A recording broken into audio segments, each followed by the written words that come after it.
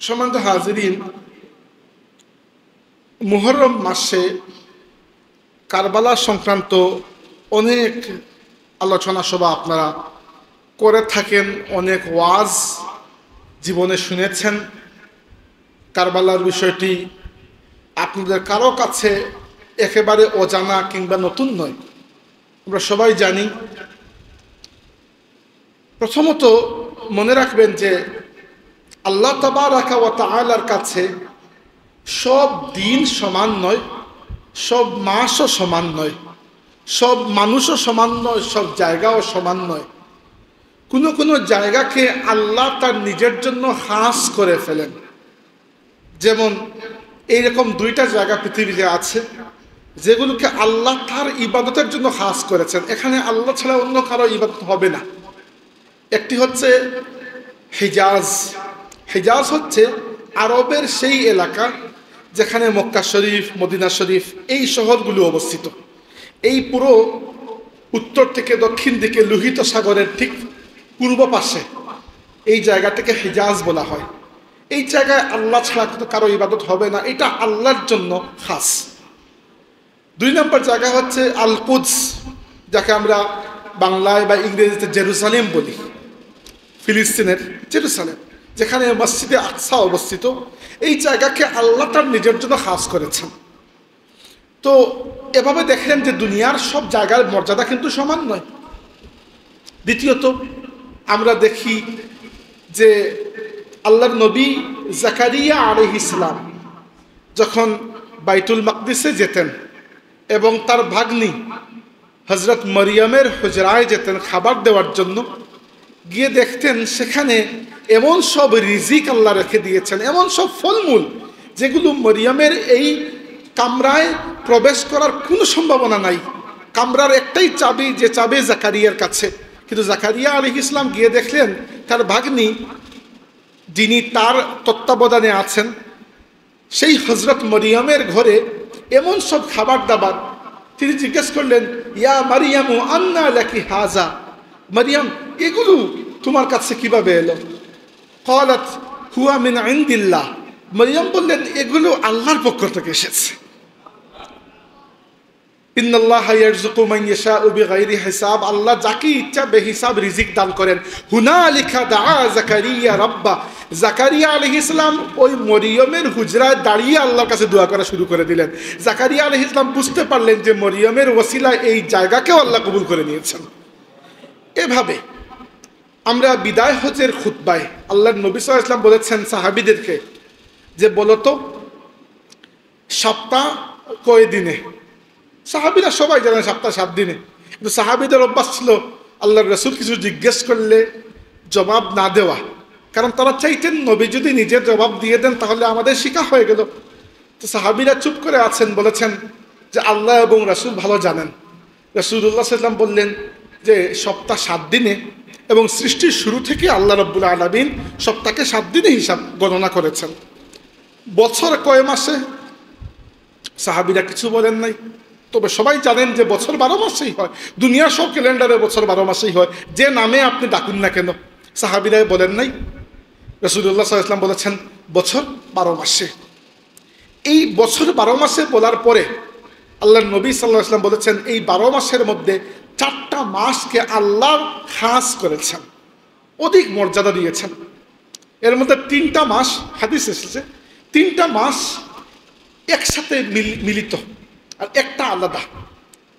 একসাথে মিলিত 3টা মাস হচ্ছে জিলকদ, জিলহজ, মুহররম। এই 3টা মাস একসাথে আসে। জিলকদ এবং জিলহজ বছরের শেষ 2টা মাস, মুহররম বছরের প্রথম মাস। তাইলে এই 3টা মানে একটার পরে একটা আসে, আর মধ্যখানে আরেকটা মাস আছে যেটাকে রজব বলা হয়। এই 4 মাসকে বলা হয় আশহুরুল হুরুম, হারাম মাস। ওই যে মক্কা শরীফকে আপনারা হারাম শরীফ বলেন না? হারাম শরীফ কি জন্য বলেন? হারাম বলা হয় এমন জায়গা যেটাকে আল্লাহ খাস করে নিয়েছেন, যে জায়গায় দুনিয়ার অন্যান্য কোনো কাজও আপনি করতে পারবেন না। এখানে শুধু খালিস আল্লাহর জন্য কাজ করতে হবে।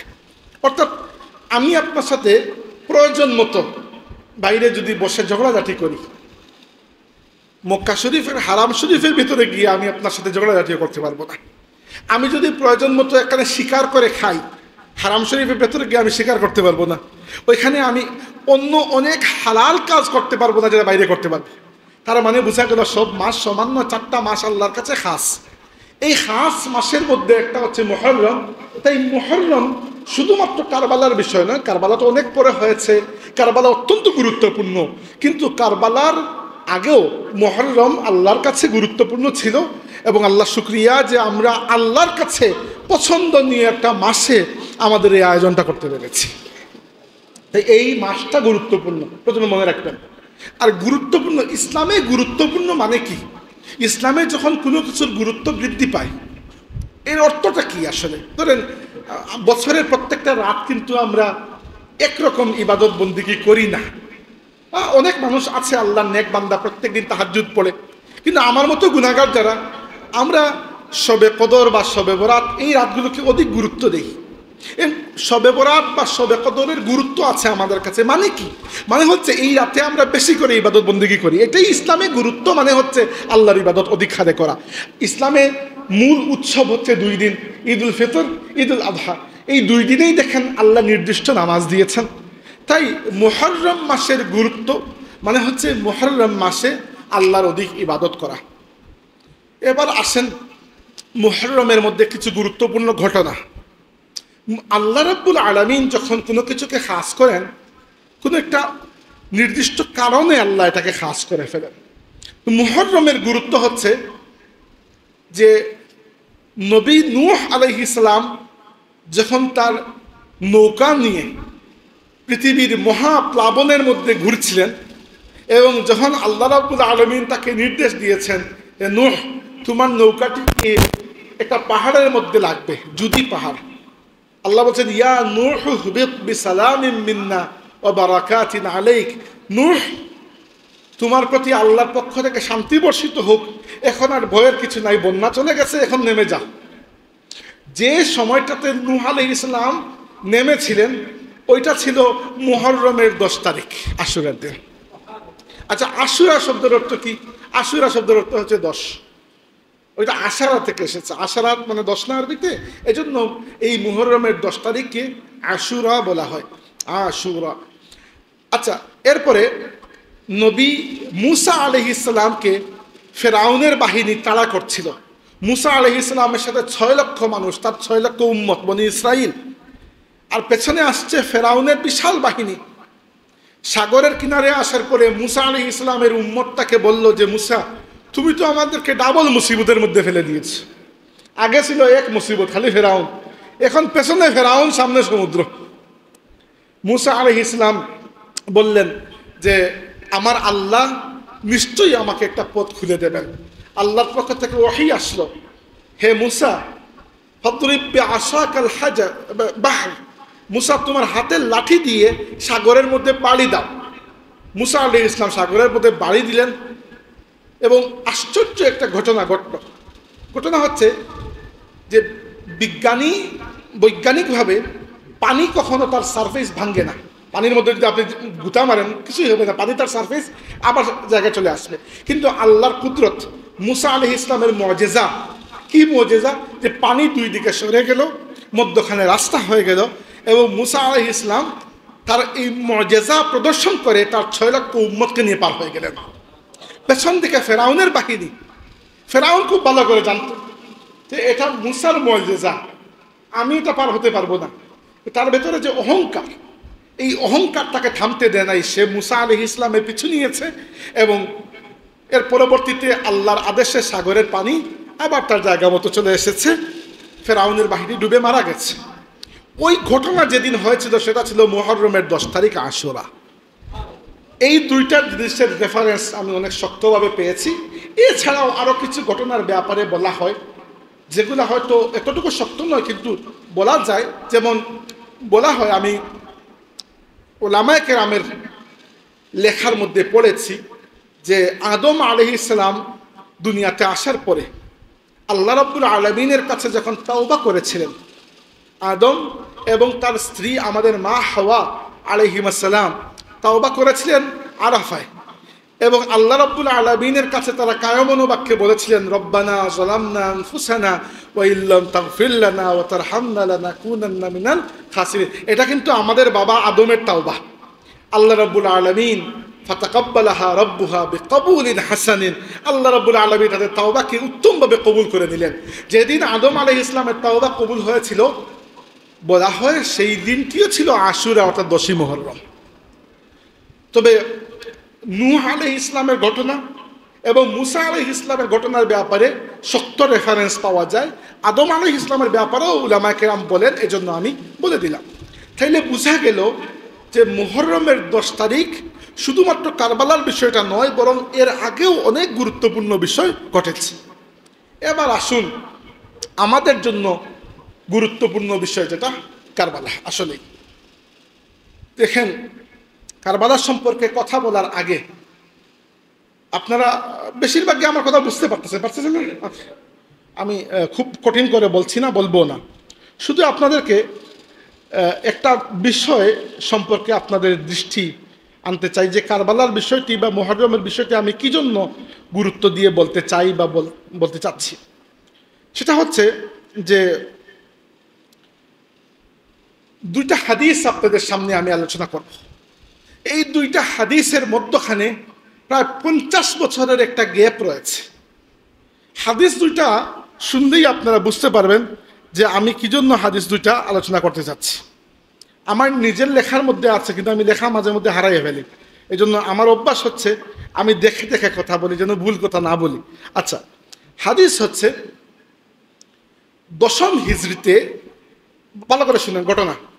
রাসূলুল্লাহ সাল্লাল্লাহু আলাইহি সাল্লাম বিদায় হজ করতে গিয়েছেন। এটি আল্লাহর নবীর জীবনের একমাত্র হজ, অর্থাৎ ইসলামের দাওয়াত শুরু করার পরে একমাত্র হজ।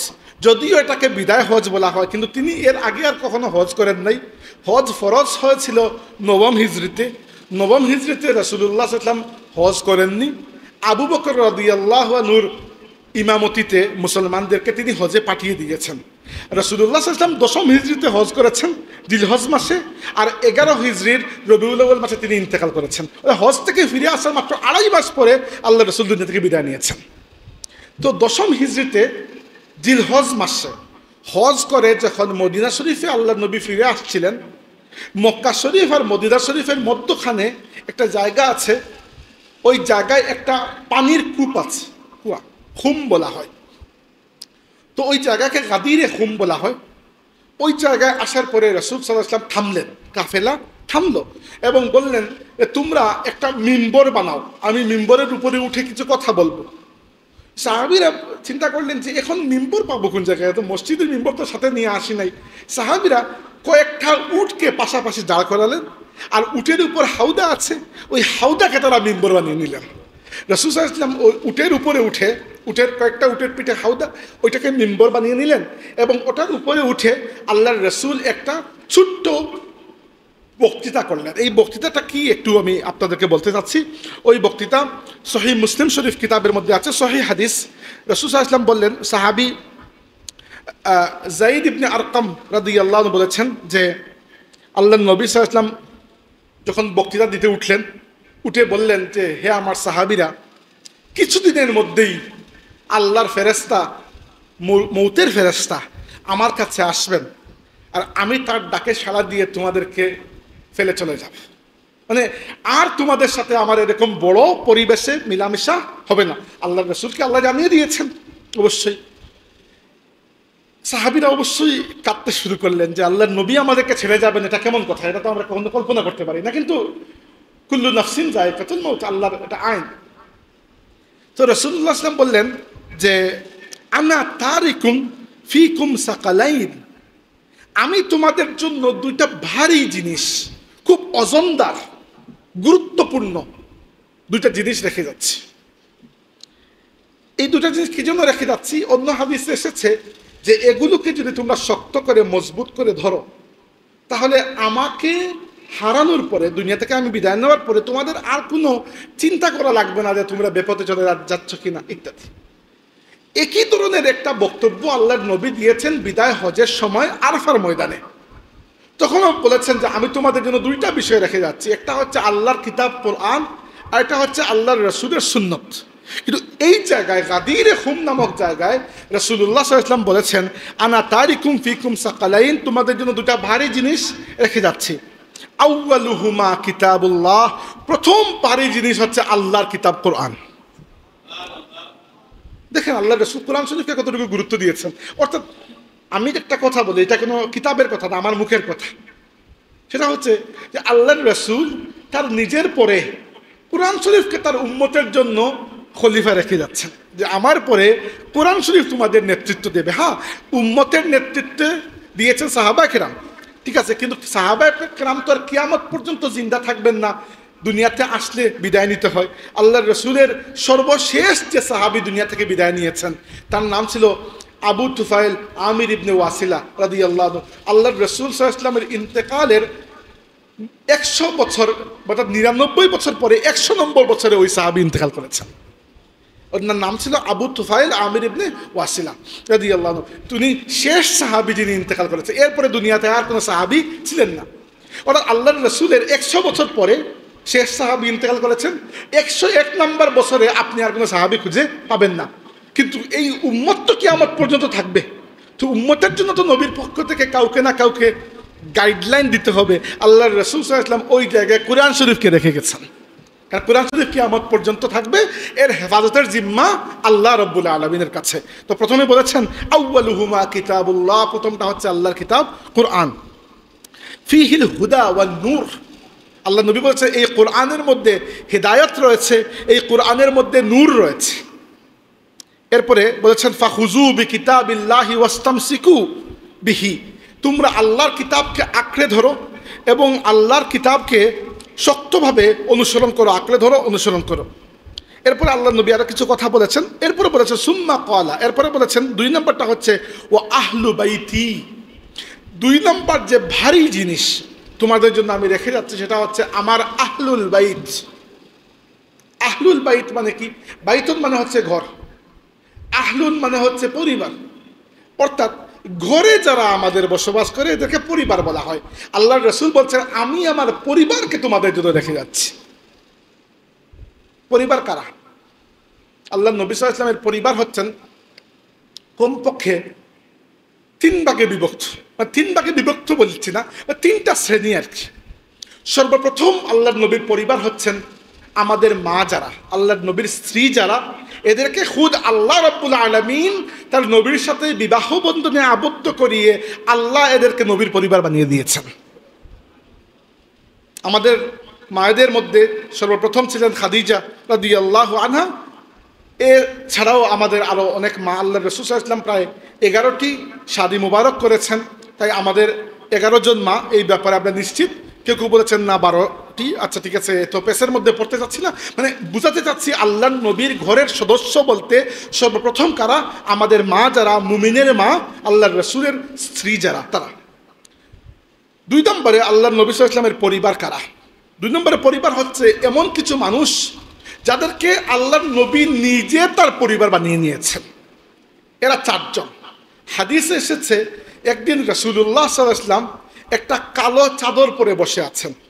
এই কালো চাদরের মধ্যে অনেক সুন্দর ডিজাইন করা, এমব্রয়ডারি করা। আয়েশা সিদ্দিকা রাদিয়াল্লাহু আনহা বলেছেন আমি দেখলাম আল্লাহর নবীর মেয়ে ফাতিমা রাদিয়াল্লাহু আনহা আল্লাহর রাসূলের কাছে আসলেন।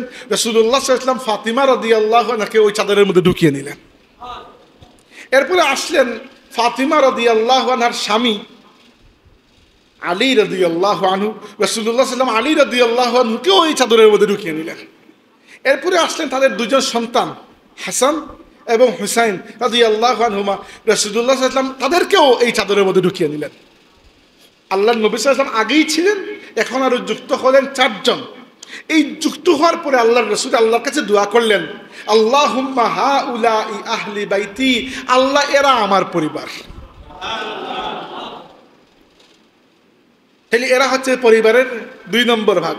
3 নম্বর ভাগ হচ্ছেন আল্লাহর নবী সাল্লাল্লাহু আলাইহি ওয়াসাল্লামের চাচা, চাচাতো ভাই, এই যারা, মানে আল্লাহর নবী সাল্লাল্লাহু আলাইহি ওয়াসাল্লামের চাচা ছিলেন প্রায় 12 জন, মানে তারা বাবা সহ 12 জন, আব্দুল মুত্তালিবের 12 জন পুত্র ছিলেন। এর মধ্যে ইসলাম কবুল করেছেন মাত্র 2 জন। একজন হচ্ছেন আল আব্বাস রাদিয়াল্লাহু আনহু, আর একজন হচ্ছে হামজা রাদিয়াল্লাহু আনহু। বাকি কেউ ইসলাম কবুল করেন নাই, বেশিরভাগ ইসলাম পান নাই, ইসলাম আসার আগেই দুনিয়া থেকে বিদায় নিয়েছেন। যেমন আল্লাহ রাসূল সাল্লাল্লাহু আলাইহি ওয়াসাল্লামের বাবা হযরত আব্দুল্লাহ, তিনি ইসলাম আসার আগেই ইন্তেকাল করেছেন, তো তার হিসাব এখানে নয়, তিনি অন্য হিসাব। কিন্তু ইসলাম পেয়েছেন তবুও কবুল করেন নাই, এরকম আছেন দুইজন। একজন হচ্ছেন আবু তালিব, আরেকজন হচ্ছেন আবু লাহাব। কিন্তু এই দুইজনের মধ্যে রাত দিন নয়, বরং আসমান জমিনের পার্থক্য। আবু তালিব যদিও সরাসরি লা ইলাহা ইল্লাল্লাহু মুহাম্মাদুর রাসূলুল্লাহ পড়েন নাই, কিন্তু তিনি ইসলাম এবং আল্লাহর রাসূলের এমন খেদমত আঞ্জাম দিয়েছেন যে রাসূলুল্লাহ সাল্লাল্লাহু আলাইহি ওয়াসাল্লাম এবং পুরো উম্মত তার কাছে ঋণী, পুরো উম্মত তার কাছে ঋণী। আর আবু লাহাব অপরদিকে ইসলামের এত বড় দুশমন যে উম্মতে মুহাম্মাদের মধ্যে একমাত্র কাফির সে, যার নাম ধরে আল্লাহ কোরআন শরীফে বদুয়া করেছেন, তাব্বাত ইয়াদা আবি লাহাবিন ওয়া তাব। আবু জাহালের নাম ধরে আল্লাহ বলেন নাই, বলেছেন আবু জাহালের কথা অনেকবার বলেছেন। সূরা আলার মধ্যে আবু লাহাবের কথা এসেছে, আলাকের মধ্যে সূরা লাইলের অনেক জায়গায় এসেছে আবু লাহাবের ইঙ্গিত, আবু জাহেলের ইঙ্গিত, নাম বলেন নাই। কিন্তু আবু লাহাব এত বড় কাফির যার নাম ধরে আল্লাহ বদুয়া করেছেন। তাই আবু তালিব এবং আবু লাহাব টেকনিক্যালি দুইজনই ইসলাম কবুল করেন নাই, কিন্তু অ্যাকচুয়ালি দুইজন সেম নয়, একজন আর আরেকজন আসমান জমিনের পার্থক্য। তাই যাই হোক, আল্লাহ রাসূলের চারজন চাচা ইসলাম পেয়েছেন, দুইজন কবুল করেছেন, আব্বাস এবং হামজা রাদিয়াল্লাহু আনহু। এদের দুজনের সাথে আল্লাহ নবীর বয়সের তেমন কোনো গ্যাপ নাই। হামজা রাদিয়াল্লাহু আনহু রাসূল সাল্লাল্লাহু আলাইহি ওয়াসাল্লাম থেকে মাত্র 2 বছরের বড়, আর আব্বাস রাদিয়াল্লাহু আনহু আল্লাহ নবী থেকে মাত্র 3 বছরের বড় বা 4 বছরের ম্যাক্সিমাম, বেশি বড় না, বয়সের এত বেশ কম না। আর আবু তালিব আর আবু লাহাব বয়স অনেক বড়, তো এরা ইসলাম কবুল করেন নাই এই দুজন।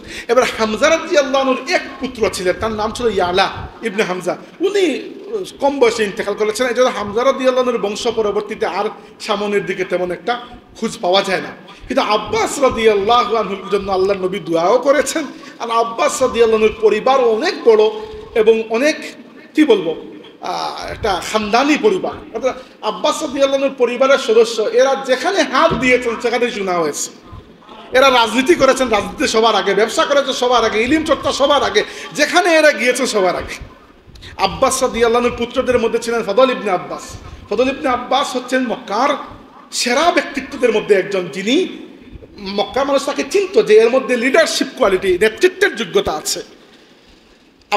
আব্বাসের আরেক পুত্র হচ্ছে আব্দুল্লাহ ইবনে আব্বাস, এই উম্মতের সবচেয়ে বড় আলিম, যার জন্য আল্লাহ নবী দোয়া করেছেন যে আল্লাহ এই বাচ্চাকে তুমি কোরআনের ইলম দান করো।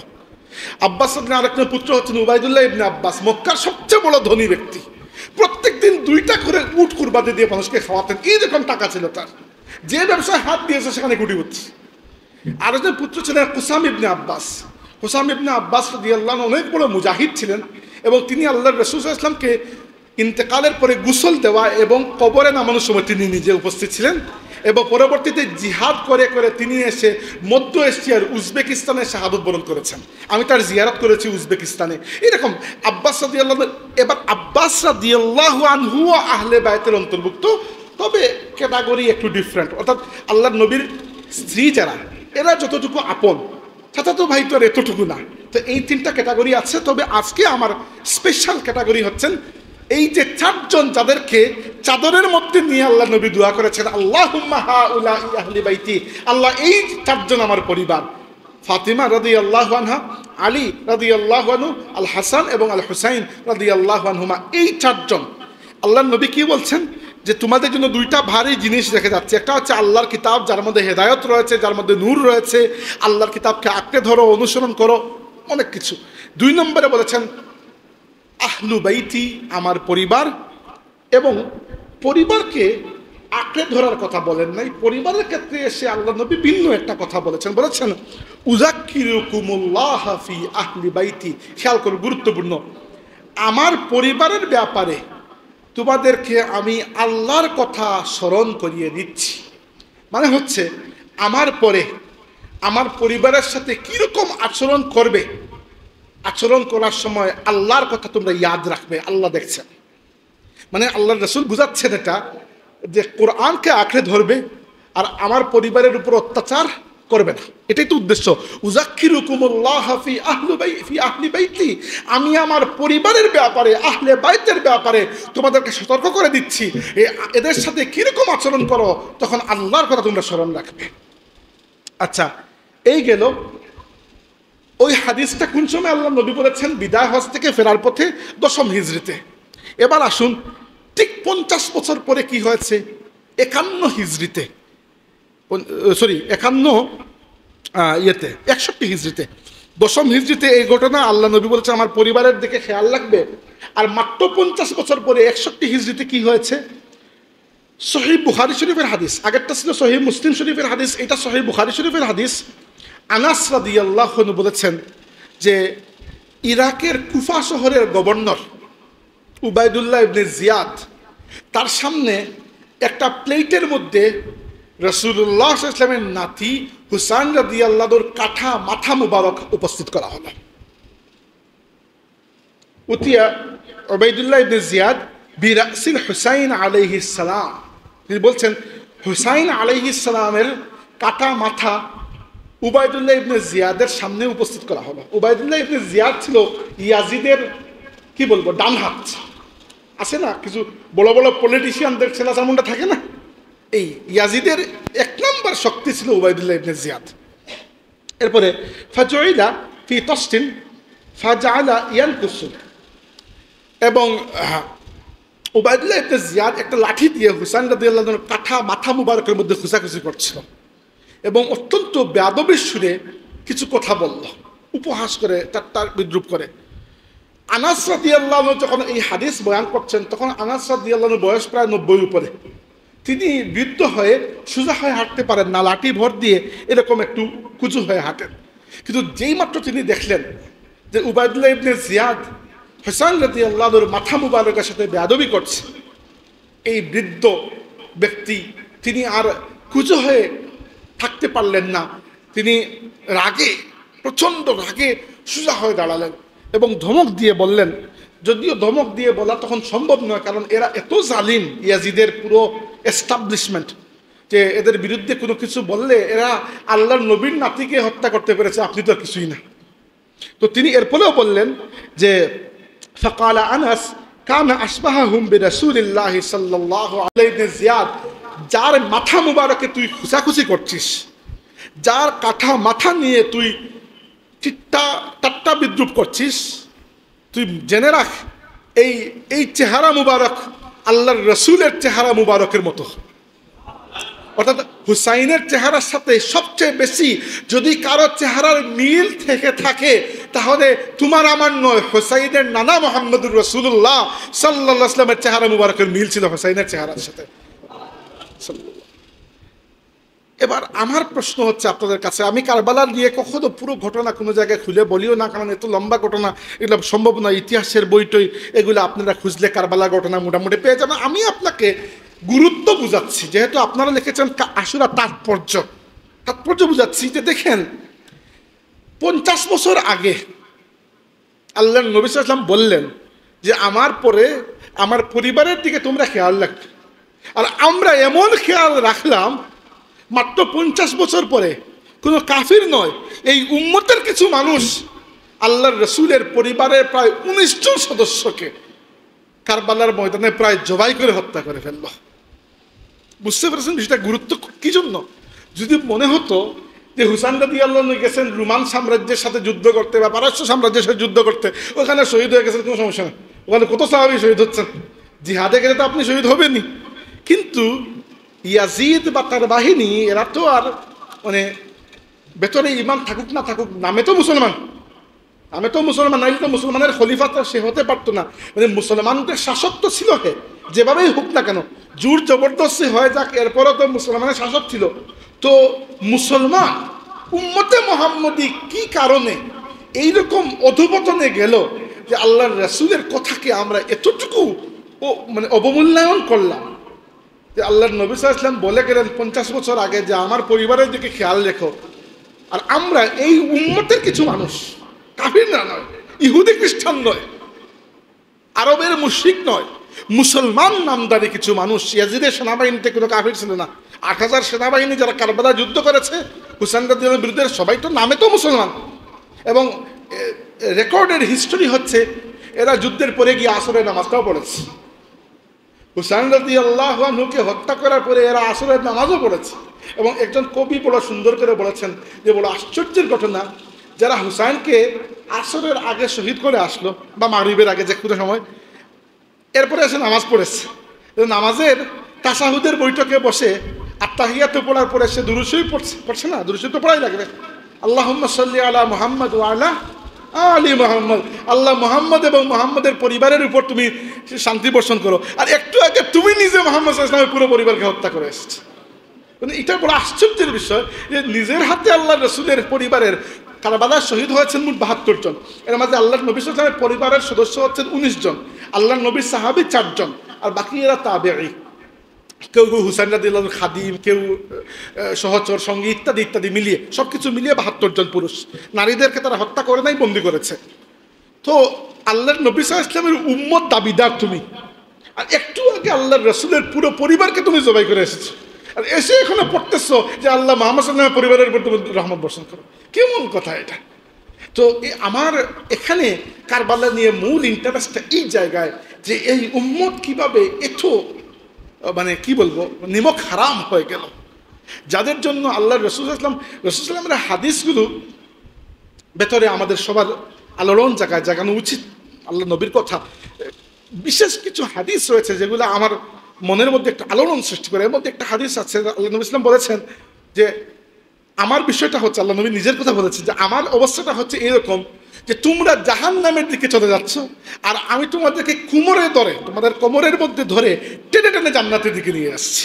মানে তোমাদের যে খাসলত, তোমরা সবসময় এমন কাজ করতেছো যেটা জাহান্নামের দিকে নিয়ে যাচ্ছে, আর আমি তোমাদেরকে কোমরের কাপড়ে ধরে টেনে টেনে জাহান্নাম থেকে ফিরিয়ে নিয়ে আসছি। তো আল্লাহর নবী সাল্লাল্লাহু আলাইহি ওয়াসাল্লাম যিনি উম্মতকে প্রায় কোমরের কাপড় ধরে টেনে জাহান্নামের রাস্তা থেকে জান্নাতের পথ পর্যন্ত নিয়ে আসলেন, সেই উম্মত মাত্র 50 বছরের মাথায় এতটুকু নিমক হারাম কিভাবে হয়ে গেল? যে আল্লাহর রাসূল সাল্লাল্লাহু আলাইহি ওয়াসাল্লাম যত বড় কারণ থাকুক না কেন রে ভাই, আপনি বলবেন অনেক কারণ ছিল, রাজনৈতিক কারণ, হ্যান ত্যান কারণ, সব আমার মুখস্থ, টাইম নাই আমার, নাইলে সব কারণ বলতাম, এতটুকু টাইম নাই আমার। কিন্তু যত কারণ থাকুক না কেন আমাকে বলুন, কোনো উম্মতের পক্ষে আল্লাহর রাসূল সাল্লাল্লাহু আলাইহি ওয়াসাল্লামের নাতনি, তারপরে এদের আওলাদ, অর্থাৎ আল্লাহর নবীর সেকেন্ড জেনারেশন, থার্ড জেনারেশন, এদেরকে এইরকম হত্যা করা যত কারণ থাকুক না কেন এটাকে সম্ভব উম্মতের পক্ষে, তবুও একজন মানুষ করেছে। এইটাই আমার কাছে কারবালার সবচেয়ে হৃদয় বিদারক ঘটনা। হামজা রাদিয়াল্লাহু আনহু শহীদ হয়েছেন উহুদের যুদ্ধে। এটা আমাদের জন্য এত কঠিন কষ্টের বিষয় নয়, কারণ হামজা রাদিয়াল্লাহু আনহুকে শহীদ করেছে একজন কাফির, বা যুদ্ধের ময়দানে গিয়েছে, শহীদ তো হবেন, এটা তো সম্মানের বিষয়, শহীদ হয়েছে। হুসাইন রাদিয়াল্লাহু আনহু একটা দুঃখের বিষয়, কি জন্য তাকে শহীদ করেছে মুসলমান নামধারী একজন মানুষ, এটাই দুঃখের বিষয়। এবার আসুন সংক্ষেপে বলে দেই যে বিষয়টা কীরকম হয়েছে। এই বিষয়টা বুঝতে হলে আপনাদেরকে বুঝতে হবে আরেকটা হাদিস, দুইটা হাদিস বললাম, 3 নম্বর একটা হাদিস বলবো, লম্বা করবো না, আরো 15-20 মিনিট। রাসূল সাল্লাল্লাহু আলাইহি ওয়াসাল্লাম বলেছেন, এটা মুসনাদে আহমদ কিতাবের মধ্যে এই হাদিস রয়েছে। আমি পুরো হাদিস, লম্বা হাদিস পড়বো না, জাস্ট বোঝানোর জন্য সংক্ষেপে বলছি। রাসূলুল্লাহ সাল্লাল্লাহু আলাইহি ওয়াসাল্লাম বলেছেন যে দেখো, তোমাদের মধ্যে এখন আমি নবী আছি উপস্থিত, অর্থাৎ নবুয়ত তোমাদের উপরে আছে। যখন আল্লাহর ইচ্ছা হবে আমাকে উঠিয়ে নিয়ে যাবেন, মানে আমাকে দুনিয়া থেকে নিয়ে যাবেন, তো নবুয়তের যুগটা তখন শেষ হয়ে যাবে, কারণ আর কোনো নবী আসবেন না। আমাদের নবী সাল্লাল্লাহু আলাইহি ওয়াসাল্লাম শেষ নবী, এরপরে আর কোনো নবী আসবেন না। তো নবুয়তের যুগটা হচ্ছে আল্লাহর নবী সাল্লাল্লাহু আলাইহি ওয়াসাল্লাম যতদিন দুনিয়াতে ছিলেন ততদিন, এরপরে নবুয়তের যুগ চিরতরে শেষ হয়ে গেছে। এরপরে আল্লাহ নবী বললেন, এরপরে আমার নবুয়তের যে আদর্শ, সেই আদর্শের উপর ভিত্তি করে খিলাফত আসবে। খিলাফত মানে কি? খিলাফত মানে হচ্ছে কারো অবর্তমানে তার পক্ষ থেকে কোনো কাজ করা। উদাহরণস্বরূপ, এটা দুনিয়াবি উদাহরণ দিয়ে বোঝাচ্ছে। বাংলাদেশে আমেরিকান এমবেসি আছে না, ব্রিটিশ এমবেসি, অনেক কিছু আছে। ওইখানে আমেরিকার একজন রাষ্ট্রদূত আছেন, অ্যাম্বাসেডর। ওই অ্যাম্বাসেডরের কাজ কি আসলে? ওই অ্যাম্বাসেডরের কাজ হচ্ছে বাংলাদেশের মাটি, মানুষ, বাংলাদেশের রাষ্ট্রের কাছে তিনি আমেরিকার প্রতিনিধি, মানে আমেরিকার যে স্বার্থ আছে বাংলাদেশের সে স্বার্থ তিনি রক্ষা করবে যেভাবে হোক। বাংলাদেশের যে অ্যাম্বাসেডর আছেন আমেরিকায়, তার কাজ হচ্ছে আমেরিকার মাটিতে বাংলাদেশের স্বার্থকে তিনি রক্ষা করবে, তাই না? এটাই কাজ। এটা দুনিয়াবি উদাহরণ দিয়ে বুঝালাম। নবীর খলিফা মানে কি? নবীর খলিফা হচ্ছেন রাসূলুল্লাহ সাল্লাল্লাহু আলাইহি ওয়াসাল্লাম যে আদর্শ জমিনে বাস্তবায়ন করে গেছেন, ওই খলিফার কাজ হচ্ছে ওই আদর্শকে বজায় রাখা, বহাল রাখা, সামনে এগিয়ে নিয়ে যাওয়া। বুঝতে পেরেছেন? খলিফা এত কোনো কঠিন কোনো বিষয় নয় যে আপনি বুঝবেন না। খলিফা মানে হচ্ছে, নবীর খলিফা মানে হচ্ছে নবীর পক্ষ থেকে কাজ করা, নবীর আদর্শের উপর কাজ করা সাল্লাল্লাহু আলাইহি ওয়াসাল্লাম। এবার রাসূলুল্লাহ সাল্লাল্লাহু আলাইহি ওয়াসাল্লাম বলেছেন, আমার পরে আমার নবুয়তের আদর্শের উপর প্রতিষ্ঠিত খেলাফত আসবে দুনিয়াতে। এরপরে বলেছেন এক সময় আল্লাহ সেই খেলাফতকে উঠিয়ে নিয়ে যাবেন। প্রথমে আসলো নবুয়তের যুগ। নবুয়তের যুগ কতদিন? যতদিন নবী দুনিয়াতে আছেন। নবী দুনিয়া থেকে বিদায় নেওয়ার পরে আসবে খেলাফতের যুগ। খেলাফতের যুগও আল্লাহ উঠিয়ে নিয়ে যাবে যখন আল্লাহর ইচ্ছা হবে। এরপরে আসবে, আল্লাহ নবী বলেছেন, মুলুকান আদান। আদা ইয়ার্দ অর্থ হচ্ছে কামড় দেওয়া, মুলুক অর্থ হচ্ছে শাসন ব্যবস্থা। এমন কঠিন শাসন ব্যবস্থা যারা মানুষের উপর এরকম দাগ দিয়ে চেপে বসবে, কঠিন জালিম যারা, এদের শাসন। এটা কাফির নয়, মুসলমান, কিন্তু রাজা বাদশাহ হিসেবে খুবই জালিম হবে। এরপরে আল্লাহ একদিন সেটিকেও উঠিয়ে নিয়ে যাবেন। এরপরে আসবে মুলকান জাবরিয়ান। মুলকান জাবরিয়ান কি? মুলকান জাবরিয়ান হচ্ছে এমন একটা শাসন ব্যবস্থা, এটা তোমাদের মধ্য থেকে, মুসলমানদের মধ্য থেকে নয়, বরং অন্যদের পক্ষ থেকে তোমাদের উপর চাপিয়ে দেওয়া হবে। এরপরে আল্লাহ একদিন এটাকে উঠিয়ে নিয়ে যাবেন। এরপরে আসবে দুনিয়াতে আবার আমার নবুয়তের আদর্শের খিলাফত। এরপরে আল্লাহ নবী চুপ করেছেন, সাহাবীরা বুঝতে পেরেছেন যে এরপরে কিয়ামত হয়ে যাবে। মানে কি? মানে হচ্ছে এই এক হাদিসের মধ্যে রাসূলুল্লাহ সাল্লাল্লাহু আলাইহি ওয়াসাল্লাম তার নিজের যুগ থেকে শুরু করে কিয়ামত পর্যন্ত আমাদেরকে একটা টাইমলাইন দিয়েছেন। টাইমলাইন বললে অনেকেই বুঝবেন, আজকে এগুলা আধুনিক টেকনিক্যাল ওয়ার্ড বুঝবেন। তো একটা টাইমলাইন দিয়েছেন। কি টাইমলাইন? 5টা টাইমলাইন বলেছেন। দেখো, প্রথমে নবুয়ত, এরপরে খিলাফত, এরপরে একটা জালিম শাসন, এরপরে এর থেকে বড় জালিম শাসন, যে জালিম শাসন তোমাদের উপর জবরদস্তি চাপিয়ে দেওয়া হবে, আর 5 নম্বরে আবার খিলাফত। তো উলামায়ে কিরাম হিসাব করেছেন যে আল্লাহর রাসূল সাল্লাল্লাহু আলাইহি ওয়াসাল্লাম ইন্তেকাল করেছেন 11 হিজরিতে। তাহলে নবুয়তের যুগ 11 হিজরি পর্যন্ত শেষ। এরপরে কিয়ামত পর্যন্ত আর কোনো নবী আসবেন না। যে ব্যক্তি নিজেকে নবী দাবি করবে সে কাফির হয়ে যাবে, স্বাভাবিক বিষয়, এটা কোনো ডিবেটের বিষয় নয়। 2 নম্বরে খিলাফত। এই ব্যাপারে আল্লাহ নবী নিজে বলেছেন, আল খিলাফাতু বাদি 30 সানা। আমার পরে 30 বছর পর্যন্ত খিলাফত থাকবে। 30 বছর। এই 30 বছরের মধ্যে আমরা দেখি আল্লাহ রাসূলের পরে 5 জন মানুষ এসেছেন। আবু বকর সিদ্দিক রাদিয়াল্লাহু আনহু, উমর ইবনে খাত্তাব রাদিয়াল্লাহু আনহু, উসমান ইবনে আফফান রাদিয়াল্লাহু আনহু, আলী ইবনে আবি তালিব রাদিয়াল্লাহু আনহু। এই 4 জন যাদের খেলাফতকে খেলাফতে রাশিদা বলি। আর এই সাথে আলী রাদিয়াল্লাহু আনহুর শাহাদাতের পরে 6 মাস পর্যন্ত আল্লাহর রাসূলের বড় নাতি আলী রাদিয়াল্লাহু আনহুর বড় ছেলে হাসান ইবনে আলী রাদিয়াল্লাহু আনহু খলিফা ছিলেন 6 মাস। এরপরে তিনি খিলাফত ছেড়ে দিয়েছেন মুআবিয়া রাদিয়াল্লাহু আনহুর হাতে, তিনি পরবর্তীতে চালিয়েছেন। তো আল্লাহর রাসূলের ইন্তেকাল হয়েছে 11 হিজরির রবিউল আউয়াল মাসে।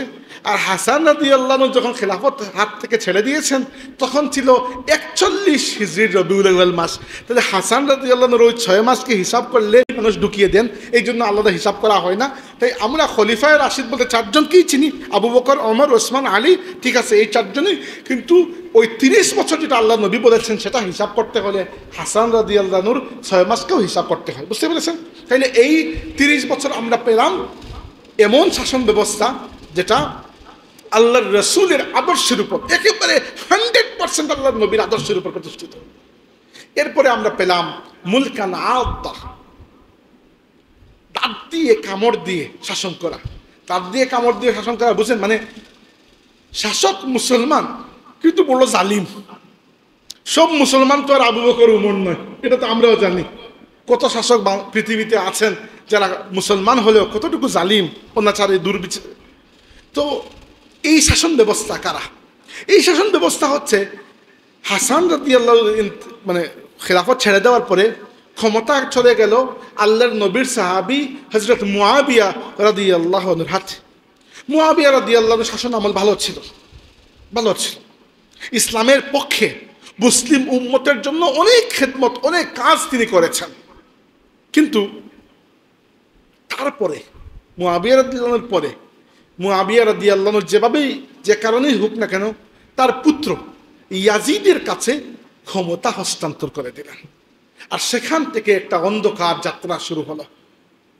এবার এই জায়গায় যেটা হয়েছে, আল্লাহর রসুলের পরে খলিফা যারা ছিলেন তাদেরকে খেলাফতে অধিষ্ঠিত করা হতো মানুষের রায় নিয়ে। মানে বড় বড় সাহাবীদেরকে রায় নেওয়া হতো যে আপনি কাকে পছন্দ করেন, উমরকে না উসমানকে না আলীকে, কাকে পছন্দ করেন। কিন্তু মুআবিয়া রাদিয়াল্লাহু আনহুর পরে বিষয়টা হয়ে গেল বংশানুক্রমিক। রাজার ছেলে রাজা, তার ছেলেও রাজা, বুঝেন না, দুনিয়াতে রাজতন্ত্র চলে না। তো রাজার পুত্র সে যদি গবেট গণ্ড মূর্খ হয় তবুও সে রাজা, কারণ সে রাজার পুত্র। বিষয়টা হয়ে গেল এইরকম। তার মানে মানুষের কাছে কোনো জবাবদিহিতা আর থাকলো না। যখন আপনার জবাবদিহিতা থাকবে না তখন তো আপনি যাচ্ছে তাই করতে পারবেন। বুঝতে পেরেছেন বিষয়টা? এইটাই সমস্যা হলো। মুআবিয়া রাদিয়াল্লাহু আনহু অনেক পাওয়ার ছিল তার, কিন্তু তিনি আল্লাহর রাসূলের সাহাবী ছিলেন, নেক আখলাক ছিল, তাই তিনি উম্মতের পক্ষে কাজ করেছেন। সেম পাওয়ার হাতে পেয়ে ইয়াজিদ করেছে উল্টাটা। কারণ মুআবিয়া রাদিয়াল্লাহু আনহুর মধ্যে যে নেককারি ছিল, যে ঈমান ছিল, যে আমল ছিল, যে আখলাক ছিল, ওইটা ইয়াজিদের মধ্যে ছিল না। বুঝতে পেরেছেন? পাওয়ার কিন্তু ঠিকই ছিল, পাওয়ার মুআবিয়া রাদিয়াল্লাহু আনহুর হাতেও ছিল, পাওয়ার ইয়াজিদের হাতেও ছিল। কিন্তু মুআবিয়া রাদিয়াল্লাহু আনহুর মধ্যে আল্লাহর নবীর সাহাবী হওয়ার কারণে তার অন্তরের যে তাজকিয়া হয়েছিল, তার পরিশুদ্ধিটা ইয়াজিদের সেটা হয় নাই। কারণ ইয়াজিদ তো সাহাবী না।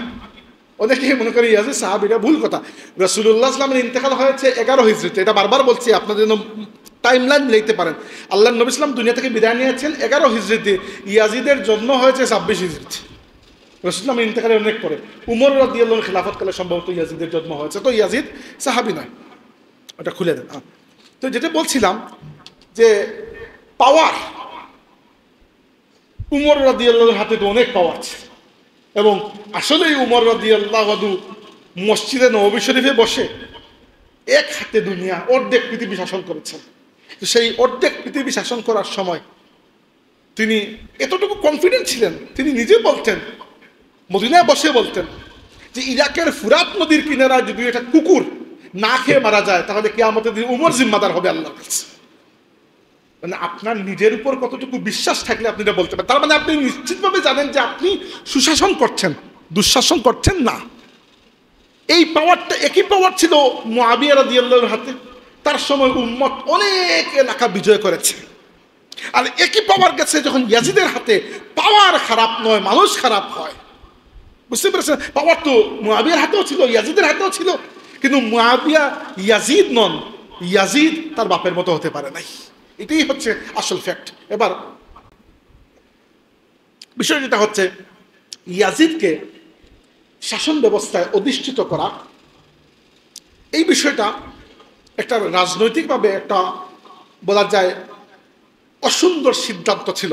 অর্থাৎ যারা এই সিদ্ধান্ত নিয়েছেন, এই সিদ্ধান্তটাকে আমি রাজনৈতিকভাবে সমর্থন করতে পারি না। কিছু না পারি না, কারণ মুআবিয়া রাদিয়াল্লাহু আনহুর হাতে হাসান রাদিয়াল্লাহু আনহু যখন ক্ষমতা ছেড়ে দেন যে ঠিক আছে আপনি উম্মতের বাদশাহ হবেন বা যেটাই হবেন, তো এটা চুক্তি হয়েছিল।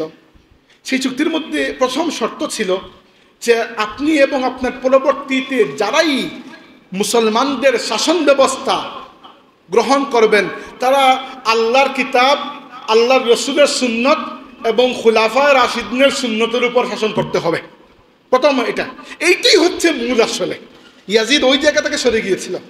2 নম্বর হচ্ছে আপনি আপনার পরে কাউকে আপনার স্থলাভিষিক্ত করতে পারবেন না, উম্মত যাকে চাইবে সে স্থলাভিষিক্ত হবে। আর 3 নম্বর আরো 3-4 আরো কিছু ছিল, সেগুলা এখন বলার দরকার নাই। এগুলা ইবনু আব্দুল বার আল মালিকি রহমতুল্লাহ আলাইহি তার কিতাবের মধ্যে সবগুলো এনেছেন। তিনি হচ্ছেন মালিকি মাযহাবের অনেক বড় ইমাম এবং আমাদের ক্লাসিক্যাল যুগের একজন আলিমে দ্বীন। সাহাবায়ে কেরামের জীবনের উপর, সাহাবায়ে কেরামের জিন্দেগির উপর সবচেয়ে প্রসিদ্ধ যে 2টা কিতাব লেখা হয়েছে, একটা লিখেছেন ইমাম ইবনে হাজার আসকালানি, ওই কিতাবের নাম হচ্ছে আল ইসাবা ফি তামিজি সাহাবা। আর আরেকটা লিখেছেন ইমাম ইবনে আব্দুল বার, ওই কিতাবের নাম হচ্ছে আল ইস্তিআব ফি মারিফাতিল আসহাব। ওই আল ইস্তিআবের মধ্যে এই চুক্তিগুলোর বিষয়টা আছে, আমি পড়েছি। কোন এডিশনে বলতে পারবো না, ভুলে গেছি। তবে এই চুক্তিগুলো আছে যে চুক্তিতে কি কি শর্ত ছিল, যাই হোক। তো এই শর্তগুলো মুআবিয়া রাদিয়াল্লাহু আনহু তিনি শাসন ব্যবস্থায় থাকতে থাকতে হাসান রাদিয়াল্লাহু আনহু ইন্তেকাল করেছেন। নাইলে হাসান রাদিয়াল্লাহু আনহু পরবর্তীতে আবার খলিফা হতেন, ইন্তেকাল করেছেন। এরপরে কি হয়েছে, মুআবিয়া রাদিয়াল্লাহু আনহু ইন্তেকাল করার আগে চিন্তা করেছেন যে আমার পরে কি শাসক হবেন, শাসক কে হবেন এটা নিয়ে তো আগেই তো অনেক ঝগড়া চলেছিল আলী রাদিয়াল্লাহু আনহুর যুগে। আর আমি কোনো ঝগড়া চাই না, আমি কাউকে নিযুক্ত করে যাব। তো নিযুক্ত করার জন্য তখন কমপক্ষে 4 জন যোগ্য মানুষ ছিলেন, 4 জন কমপক্ষে, বা 5 জন। 5 জনের নাম আমি বলি। একজন হচ্ছেন আব্বাস রাদিয়াল্লাহু আনহুর ছেলে আব্দুল্লাহ ইবনে আব্বাস, একজন উমর রাদিয়াল্লাহু আনহুর ছেলে আব্দুল্লাহ ইবনে উমর, আরেকজন আলী রাদিয়াল্লাহু আনহুর ছেলে হুসাইন ইবনে আলী, আরেকজন জুবাইর রাদিয়াল্লাহু আনহুর ছেলে আব্দুল্লাহ ইবনে জুবাইর, আরেকজন আবু বকর রাদিয়াল্লাহু আনহুর ছেলে আব্দুর রহমান ইবনে আবু বকর। এরা কিন্তু আল্লাহর নবীর সময় কম বয়সে ছিলেন, কিন্তু যে সময়টার কথা আমি বলছি তখন তারা বয়স্ক মানুষ। এবং এই 5 জন কোন বাপের ছেলে তো বুঝতেই পারছেন। মানে আপনারা কি মনে করেন আবু বকরের ছেলে, উমরের ছেলে, আলীর ছেলে, আব্বাসের ছেলে রাদিয়াল্লাহু আনহুম আজমাইন, জুবাইরের ছেলে, জুবাইরকে আল্লাহ নবী বলছেন যে জুবাইর আমার হাওয়ারি। হাওয়ারি মানে হচ্ছে যাকে বলে আমরা মুরিদ, ডিসাইপল। আল্লাহ নবী বলছেন জুবাইর আমার সঙ্গী রাদিয়াল্লাহু আনহু। আর আবু বকর, ওমর, আলী কারা তো আপনি ভালো করে চিনেন, আব্বাস আল্লাহ নবীর চাচা রাদিয়াল্লাহু আনহুম আজমাইন। তো এদের সন্তানরা তখন জীবিত ছিলেন। মুআবিয়া রাদিয়াল্লাহু আনহু পরামর্শ করেছেন কিছু মানুষের সাথে, এরা বুদ্ধি দিয়েছে যে আপনার ছেলে ইয়াজিদকে নির্ধারণ করে ফেলে। এটা আমার মতে রাজনৈতিকভাবে একটা ভুল সিদ্ধান্ত ছিল। আমি মুআবিয়া রাদিয়াল্লাহু আনহুকে সম্মান করি, শ্রদ্ধা করি, তিনি আল্লাহ রাসূল সাহাবী, তার ব্যাপারে কোনো সমালোচনা করা, কোনো কটু কথা বলা এটা আহলে সুন্নতের আকীদার বাইরে। কিন্তু আমি এখন ধর্মীয় দৃষ্টিতে কথা বলছি না, বলছি রাজনৈতিক দৃষ্টিতে এটা ভুল সিদ্ধান্ত ছিল। যেভাবেই হোক না কেন হয়েছে, আমি এটাকে সমর্থন করছি না। কিন্তু হয়তো মুআবিয়া রাদিয়াল্লাহু আনহুর আশা ছিল যে ইয়াজিদ অন্ততপক্ষে মানুষের মতো আচরণ করবে। এবং মুআবিয়া রাদিয়াল্লাহু আনহু যতদিন বেঁচে ছিলেন, ইয়াজিদ কিন্তু এতটা খারাপ, তার খারাপ সাইডটা দেখায় নাই। যখন সে ক্ষমতা পেয়েছে মারাত্মক অবস্থা করেছে। ইয়াজিদের শাসন আমল সামান্য বলে শেষ করব। ইয়াজিদের শাসন আমল ছিল 3 বছর। ক বছর? 3 বছর। আপনারা নাম হয়তো শুনবেন, ইমাম ইবনুল জাউজি রাহমাতুল্লাহ আলাইহি, অনেক বড় একজন ইমাম ছিলেন হাদিসে। তিনি ইয়াজিদের 12টা ওয়াজিব দিয়েছেন, মানে ইয়াজিদের উপর 3টা বই লিখেছেন, ছোট্ট বই। আর রাদ্দু আলাল মুতাআসসিবিল আনিদ বইটার নাম। মানে ওই বইয়ে তিনি বলেছেন যে ইয়াজিদকে আমি গালি দিতে চাই, কিন্তু কারা আমাকে গালি দিতে নিষেধ করে এদেরকে তিনি 2 হাত নিয়েছেন। ইয়াজিদকে গালি দিতে তুই আমাকে বাধা কেন দিবি?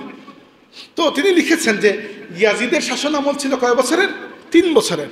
তিনি বলেছেন শুধু হাতে গুনে যাও, প্রথম বছরে কারবালায় নবীর নাতি হোসেনকে শহীদ করা হয়েছে। 2 নম্বর বছর ইয়াজিদের বাহিনী মদিনা শরীফে হামলা করেছে, আল্লাহর রসুলের শহরকে, আল্লাহর রসুলের মসজিদ শরীফকে অপমান করেছে। 3 নম্বর বছর ইয়াজিদের বাহিনী মক্কা শরীফে হামলা করে কাবা শরীফে একটা দেওয়াল ভেঙে ফেলেছে। তো যে ব্যক্তির শাসন আমল 3 বছর, আর এই 3 বছরের মধ্যে এই 3টা ঘটনা ঘটলো। এবার ইয়াজিদ যদি বলে যে আমি তো এগুলো নিজে ঘটাই নাই, তো নিজে ঘটা না ঘটা কাহিনী তো সেম। তুমি যদি রাষ্ট্রের প্রধানমন্ত্রী হোক আর তোমার পুলিশ যদি 200 মানুষকে মেরে ফেলতেন বলে আমি জানি না, জানো না যে এটা তো ডাবল অপরাধ, জানো না কেন? উমর রাদিয়াল্লাহু আনহু যদি মদিনায় বসে বলতে পারেন যে ফুরাতের তীরে একটা কুকুর মারা গেলে আমি দায়ী, তুমি কেন ক্ষমতায় বসে? অনেকেই আজকাল ইয়াজিদকে বাঁচাইতে চান এই একটাই যুক্তি দিয়ে যে কারবালার ময়দানে তো ইয়াজিদ ছিল না, তো রাষ্ট্রপ্রধান কি যুদ্ধে যাবে নাকি নিজে? এটা কিন্তু বুকার মতো কথা না। রাষ্ট্রপ্রধান কি নিজে যুদ্ধ করতে যাবে? এটা তো ইয়াজিদ তো অর্ডার দেবে আর তার সেনাবাহিনী সেই অর্ডার পালন করবে। এবার কাহিনী কি হয়েছে সংক্ষেপে বলে দিই।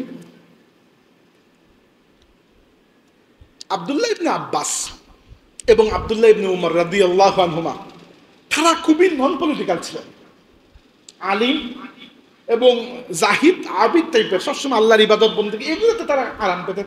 রাজনীতি সবার তো মেজাজে হয় না, তো এরা 2জন রাজনীতি থেকে এমনি আউট। আউট বলতে আমি ভদ্রতা করে বলছি না, আউট বলতে তারা নিজেকে আউট করে নিয়েছেন, বলছে আমরা পলিটিক্সে আসবো না। ওকে, আবু বকর রাদিয়াল্লাহুর ছেলে আব্দুর রহমান ইবনে আবু বকর ততদিন ইন্তেকাল করেছেন। তাহলে মানে আমাদের 5 জন যোগ্য মানুষের মধ্যে 3 জন এমনিতেই নাই, একজন ইন্তেকাল করেছেন, 2 জন রাজনীতি থেকে নিজেকে সরিয়ে নিয়েছেন। এরা কখনো রাজনীতিতে ইন্টারেস্টেড ছিলেন না, এরা মূলত আলিম, ফকি, মুহাদ্দিস, মুজতাহিদ, মুজাদ্দিদ বলতে পারেন এদেরকে, মানে এই পর্যায়ের মানুষ ছিলেন তারা, এবং অবশ্যই জাহিদ, আবিদ, দরবেশ মানুষ। কিন্তু 2 জন মানুষ রাজনৈতিকভাবে অনেক অ্যাক্টিভ ছিলেন। একজন হচ্ছেন জুবায়ের রাদিয়াল্লাহুর ছেলে আব্দুল্লাহ ইবনে জুবায়ের, আরেকজন আলী রাদিয়াল্লাহুর ছেলে আল্লাহ রাসূলের নাতি হুসাইন ইবনে আলী ইবনে আবু তালিব রাদিয়াল্লাহু আনহু। এই 2 জন ইয়াজিদকে শাসক হিসাবে স্বীকার করতে অস্বীকৃতি দিলেন। হুসাইন রাদিয়াল্লাহু ছিলেন মদিনা শরীফে, আর আব্দুল্লাহ ইবনে জুবায়ের ছিলেন মক্কা শরীফে। মুআবিয়া রাদিয়াল্লাহুর সময় এই 5 জন ইয়াজিদকে যখন মুআবিয়া রাদিয়াল্লাহু নিযুক্ত করেছেন, তখন তারা ইয়াজিদকে স্বীকার করেন নাই, আগেও করেন নাই। কিন্তু মুআবিয়া রাদিয়াল্লাহু এদেরকে কোনো জোর জবরদস্তি করেন নাই, কারণ তারা স্বীকার করে নাই বাগদাদ। কিন্তু ইয়াজিদ মুআবিয়া রাদিয়াল্লাহুর মতো নেক দিল ছিল না। ইয়াজিদ বলল যে স্বীকার করবে না, আমি জবরদস্তি স্বীকার করাবো। ইয়াজিদ তার গভর্নরকে মদিনা শরীফে আদেশ করলো, যেভাবেই হোক হুসাইন রাদিয়াল্লাহুর স্বীকৃতি আদায় করতে হবে। অনেকে বলেন যে ইয়াজিদ কেন পাগল হয়ে গেল হুসাইন রাদিয়াল্লাহুর স্বীকৃতি আদায়ের জন্য, হুসাইন স্বীকৃতি দিলে কি না দিলে কি, বাকিটা তো দিয়েছেন। কাহিনী হচ্ছে বাকি সবাই আর হুসাইন কি এক বরাবর, মানে বাকি দুনিয়ার মানুষ যদি ইয়াজিদকে কবুল করে নেয় এক বিষয়, আর আল্লাহর রসুলের নাতি যিনি তিনি কবুল করে নিলে অন্য বিষয়। তার মানে হুসাইন রাদিয়াল্লাহু যদি ইয়াজিদকে কবুল করে নেন, মনে হবে যে আল্লাহর নবীর পুরো পরিবার ইয়াজিদকে স্বীকার করে নিয়েছে। এটা অনেক বড় জিনিস। এই জন্য ইয়াজিদ পাগল হয়ে গিয়েছিল প্রায়, যে হুসাইনের স্বীকৃতি আদায় করতে হবে। এগুলো আমার একটা লেখা আছে, হাদিসের আলোকে কারবালার প্রেক্ষাপট, 2022 সালের কোন মাসে জানি পরোয়ানায় পুরোটা লেখা ছাপা হয়েছে, লম্বা লেখা। আপনারা ফেসবুকে মাসিক পরোয়ানা লিখে সার্চ দিলে তারা 2-1 দিন আগে ওইটা আপলোড করেছে, আবার আপনারা পড়তে পারেন আমার পুরো লেখা বিস্তারিত। এছাড়াও আমি এর আগে কারবালা নিয়ে, খেলাফতে কারবালা, আরও কি জানি অনেক কিছু লিখেছি। কারবালা নিয়ে কখনো বয়ান টয়ান করা হয় নাই, কারণ এই সুযোগ হয় না, এটা লম্বা খাইনি। কিন্তু আমি আজকে আপনাদেরকে কিছু রাজনৈতিক প্রেক্ষাপটটা বোঝানোর চেষ্টা করছি। আগেরটা আমরা বলেছি, এখন যেটা বলছিলাম ওইটা শেষ কথা, যে ইয়াজিদ কি করলো, মদিনার গভর্নরকে নির্দেশ দিল যেভাবে বন্দি করা হলো হুসাইনের, এটা আদায় করতে হবে। তখন বাকি যে 2 জন ছিলেন যারা রাজনীতিতে জড়িত নয়, আব্দুল্লাহ ইবনে আব্বাস রাদিয়াল্লাহু, তিনি চলে গেছেন মক্কা শরীফ, মদিনা শরীফ সব ছেড়ে তায়েফে গিয়ে তিনি ওইখানে ইসলামের দর্শ দিচ্ছেন। তো তিনি এই রাজনৈতিক এলাকা থেকে বাইরে। আব্দুল্লাহ ইবনে উমর রাদিয়াল্লাহু তখন ইয়াজিদ ক্ষমতায় বসার পরে তিনি মদিনা শরীফ থেকে বেরিয়ে মক্কা শরীফে হজ করতে চলে গেছেন। তো তিনি পলিটিক্যাল এই হিসাবের থেকে একটু বাইরে। হুসাইন রাদিয়াল্লাহু আছেন মদিনায়। ইয়াজিদের গভর্নরকে যখন ইয়াজিদ আদেশ দিল যে হুসাইনকে গ্রেফতার করে এনে যদি আমার হাতে বায়াত করাইতে হয়, আমার পক্ষেটাও করাইতে হবে। সেই রাতে হুসাইন রাদিয়াল্লাহু তার পরিবার পরিজন নিয়ে মদিনা শরীফ থেকে মক্কা শরীফে চলে গেলেন। কারণ মক্কা শরীফে তার বন্ধু আব্দুল্লাহ ইবনে জুবায়ের রাদিয়াল্লাহু আছেন, এবং মক্কা শরীফে ওনার অনেক পাওয়ার। উনি চিন্তা করলেন যে আমি মদিনা থাকার চেয়ে মক্কা শরীফে চলে যাই। মক্কা শরীফে উনি চলে গেলেন। তো মক্কা শরীফে যাওয়ার পরে ওখানে দেখা হলো আব্দুল্লাহ ইবনে জুবায়েরের সাথে, ওখানে দেখা হলো আব্দুল্লাহ ইবনে উমরের সাথে, যারা সাহাবী ছিলেন। এছাড়া হুসাইন রাদিয়াল্লাহুর একজন সৎ ভাই ছিলেন, মানে তাদের বাবা এক, আলী রাদিয়াল্লাহুর পুত্র, কিন্তু মা আলাদা। ওর নাম হচ্ছে মুহাম্মদ ইবনে হানাফিয়া। ওনারা অনেকেই হুসাইন রাদিয়াল্লাহুকে বললেন যে কি করবেন, মানে কি করার আমাদের এখন করণীয় কি, ইয়াজিদ তো ক্ষমতায় বসে গেছে। তখন ইরাকের কুফা থেকে, যেখানে আলী রাদিয়াল্লাহুর রাজধানী ছিল কুফা শহর, সেখান থেকে অনেক মানুষ চিঠিপত্র লিখছিল যে আমরা আপনার বাবা আলী রাদিয়াল্লাহুর মানুষ, আমরা ইয়াজিদকে স্বীকার করব না খলিফা হিসাবে, আপনি কুফা আসুন, আপনার নেতৃত্বে আপনার হাতে বায়াত দিয়ে আমরা জিহাদ করবো ইত্যাদি ইত্যাদি।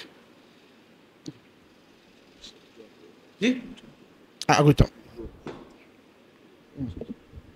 আচ্ছা, যে বলছিলাম যে হুসাইন রাদিয়াল্লাহু আনহু তাদের কথায় চিন্তা করলে যে আমরা ঠিক আছে কুফার দিকে যাব। কুফার সব মানুষ যে খারাপ তাও না, সব মানুষ যে ভালো তাও না, মিক্স মানুষ। কেউ নেক নিয়তের সাথে বলেছে যে আপনি আসুন, কেউ আবার অন্য কোনো নিয়তে, আল্লাহ আলম, এত মানুষের উপর তো আর আমি রায় দিতে পারি না। কিয়ামতের দিন বোঝা যাবে আল্লাহর কাছে যাওয়ার পরে কার নিয়ত কি ছিল। কিন্তু চিঠিটা এসেছে এটা নিশ্চিত। ওই চিঠি দেখে হুসাইন রাদিয়াল্লাহু আনহু চিন্তা করলেন যে আমরা যাব ইরাকের কুফা শহরে। কিছু কিছু সাহাবী তাকে নিষেধ করলেন, বলে দেখুন হুসাইন, বাদ দেন এই যাওয়াটা।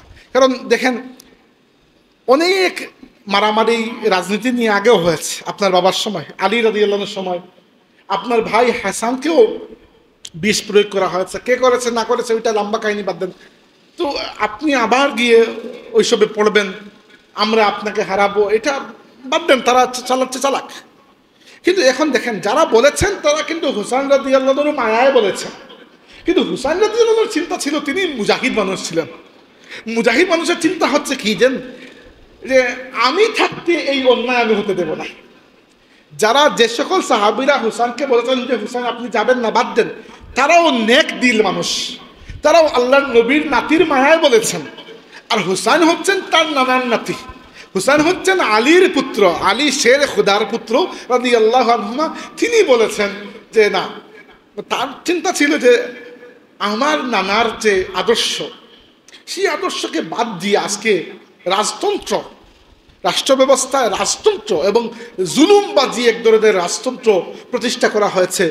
আমি বেঁচে থাকতে এগুলো তাকিয়ে তাকিয়ে দেখবো, এটা হতে পারে না। আমার নানা তো বলে গেছেন অন্যায় দেখলে প্রতিবাদ করতে। তো হুসাইন রাদিয়াল্লাহু আনহুর চিন্তা ছিল একরকম। হুসাইন রাদিয়াল্লাহু আনহু তার চাচাতো ভাই মুসলিম ইবনে আকিল রাদিয়াল্লাহু আনহুকে পাঠিয়েছেন ইরাকের কুফায়, যে দেখো কি অবস্থা। মুসলিম ইবনে আকিল যখন কুফায় গিয়েছেন তখন ইরাকের কুফা শহরের গভর্নর হচ্ছেন নুমান ইবনে বশির রাদিয়াল্লাহু আনহু, তিনি আল্লাহর নবীর সাহাবী। ইয়াজিদ যখন দেখলো যে হুসাইন রাদিয়াল্লাহু আনহু চাচাতো ভাই মুসলিম ইবনে আকিল কুফায় এসেছেন, কিন্তু কুফার গভর্নর নুমান ইবনে বশির তাকে গ্রেফতার করছে না। ইয়াজিদ জিজ্ঞাসা করলো নুমান ইবনে বশিরকে, মানে ওনাকে গ্রেফতার করছে না কেন? নুমান ইবনে বশির ছিলেন আল্লাহর নবীর সাহাবী, তিনি আল্লাহর নবীর আহলে বায়তের সাথে কোনো দুর্ব্যবহার করতে পারেন না। এটা বুঝতে পেরে ইয়াজিদ নুমান ইবনে বশির রাদিয়াল্লাহু আনহুকে বরখাস্ত করে উবাইদুল্লাহ ইবনে জিয়াদ, যার সামনে হুসাইন রাদিয়াল্লাহু মাথা মুবারক নিয়ে হাজির করা হয়েছিল, এই পাপিষ্ঠ উবাইদুল্লাহ ইবনে জিয়াদকে কুফার গভর্নর বানিয়ে দিল। এইটা ছিল ইয়াজিদের প্রথম অপরাধ। অনেকে বলেন ইয়াজিদ কারবালা জড়িত নয়, এটা ছিল ইয়াজিদের প্রথম অপরাধ। সে যে জায়গায় হুসাইন রাদিয়াল্লাহু আনহু যাওয়ার পরিকল্পনা করছেন, সেই জায়গায় তার সবচেয়ে জালিম প্রশাসক যে উবাইদুল্লাহ ইবনে জিয়াদ, তাকে পাঠিয়ে দিল। এবার উবাইদুল্লাহ ইবনে জিয়াদ, আমি লম্বা ঘটনা আর বলছি না, মুসলিম ইবনে আকিল রাদিয়াল্লাহু আনহুকে গ্রেফতার করলো এবং নির্মমভাবে তাকে শহীদ করে ফেললো। কিন্তু তখন তো আর টেলিফোন ছিল না, এত জলদি এই সংবাদ পৌঁছানো তো সম্ভব নয়। আমি শেষ করে ফেলবো, আমার আরেক জায়গায় যেতে হবে আসরের সময়, ওই যে উপজেলায়, তো শেষ করে ফেলবো, লম্বা করবে না, 10 মিনিট 5 মিনিট। তো এবার ওই যে হুসাইন রাদিয়াল্লাহু আনহু এই খবর জানেন না। মুসলিম ইবনে আকিল রাদিয়াল্লাহু আনহু যখন কুফায় গিয়ে দেখেছেন যে কুফা তো ঠিক আছে, সুন্দর অবস্থা, তখন উনি হুসাইন রাদিয়াল্লাহু আনহুকে চিঠি দিয়েছেন যে আপনি চলে আসুন, কুফার অবস্থা ভালো। কিন্তু মুসলিম ইবনে আকিল যে এরপরে শহীদ হয়ে গেছেন, সেই ঘটনা হুসাইন রাদিয়াল্লাহু আনহুর কাছে তখন আসে নাই। হুসাইন রাদিয়াল্লাহু আনহু রানা দিয়ে দিয়েছেন। অনেক মানুষ বলেছেন যে হুসাইন আপনি যাবেন কিনা চিন্তা করেন। হুসাইন রাদিয়াল্লাহু বলেছেন ইন্নী আস্তাখিরুকাল্লাহ, আমি ইস্তেখারা করেছি আল্লাহ, বাস খালাস, এবার বাঁচলে বাঁচলাম, মরলে মরলাম। দেখেন ভাই, নেক মানুষ, ভালো মানুষ, আলিম উলামা, ইবাদত গুজার অনেকেই হতে পারবেন, হুসাইন সবাই হতে পারেন না। হুসাইনের মতো চেতনা যেটা, এটা লাখো মানুষের মধ্যে একজনের হয়। হুসাইন রাদিয়াল্লাহু বলেছেন দেখেন হয়তো আমি শহীদ হয়ে যেতে পারি, কিন্তু যেহেতু ইস্তেখারা করেছি, একটা ইঙ্গিত পেয়েছি আমি যাব, এরপরে একবার আগে একবার পিছিয়ে, একবার আগে একবার, এটা সাজে না আমার জন্য। তিনি প্রাণা দিয়ে দিয়েছেন এবং তিনি যুদ্ধ করতে যান নাই, কারণ যুদ্ধ করতে গেলে তার কেউ পরিবার পরিজন নিয়ে যায় না। তিনি পুরো পরিবার নিয়ে রওনা দিয়েছেন যে কুফায় যাব, সেখানে যাওয়ার পরে পরিস্থিতি বুঝবো, কি করা না করা পরে বিষয়টা পরে। তো তিনি রওনা দিয়েছেন। ইয়াজিদ সংবাদ পেয়েছে, তিনি আসছেন এবং সংবাদ পেয়ে 8,000 সৈন্যের একটা বাহিনী, মুসলিম বাহিনী, এরা যাচ্ছিল তুরস্কে যুদ্ধ করতে, তুরস্কের দায়লাম এলাকায়। এদেরকে ইয়াজিদ সংবাদ পাঠিয়েছে যে তুরস্ক ভুলে যাও, তোমরা পথ পাল্টে ইরাক এবং মদিনার মধ্যখানে যে কোনো জায়গায় হুসাইনকে পাবে, তাকে তোমরা এখানে আটকাতে হবে, হুসাইন যেন কুফায় আসতে না পারে। এটাই হচ্ছে ইয়াজিদের প্ল্যান। এটা ইয়াজিদের 2 নম্বর অপরাধ, কারণ সে যদি কারবালায় জড়িত না হতো তাহলে শূন্য তো সে পাঠাইতো না, শূন্য তো আর নিজে নিজে আসতে পারবে না। বাংলাদেশের আর্মি, বাংলাদেশের প্রধানমন্ত্রী বা প্রেসিডেন্টের আদেশ ছাড়া গিয়ে কি মায়ানমারের সাথে যুদ্ধ করতে পারবে? সম্ভব আছে? সম্ভব না। তো এগুলা হচ্ছে মানুষের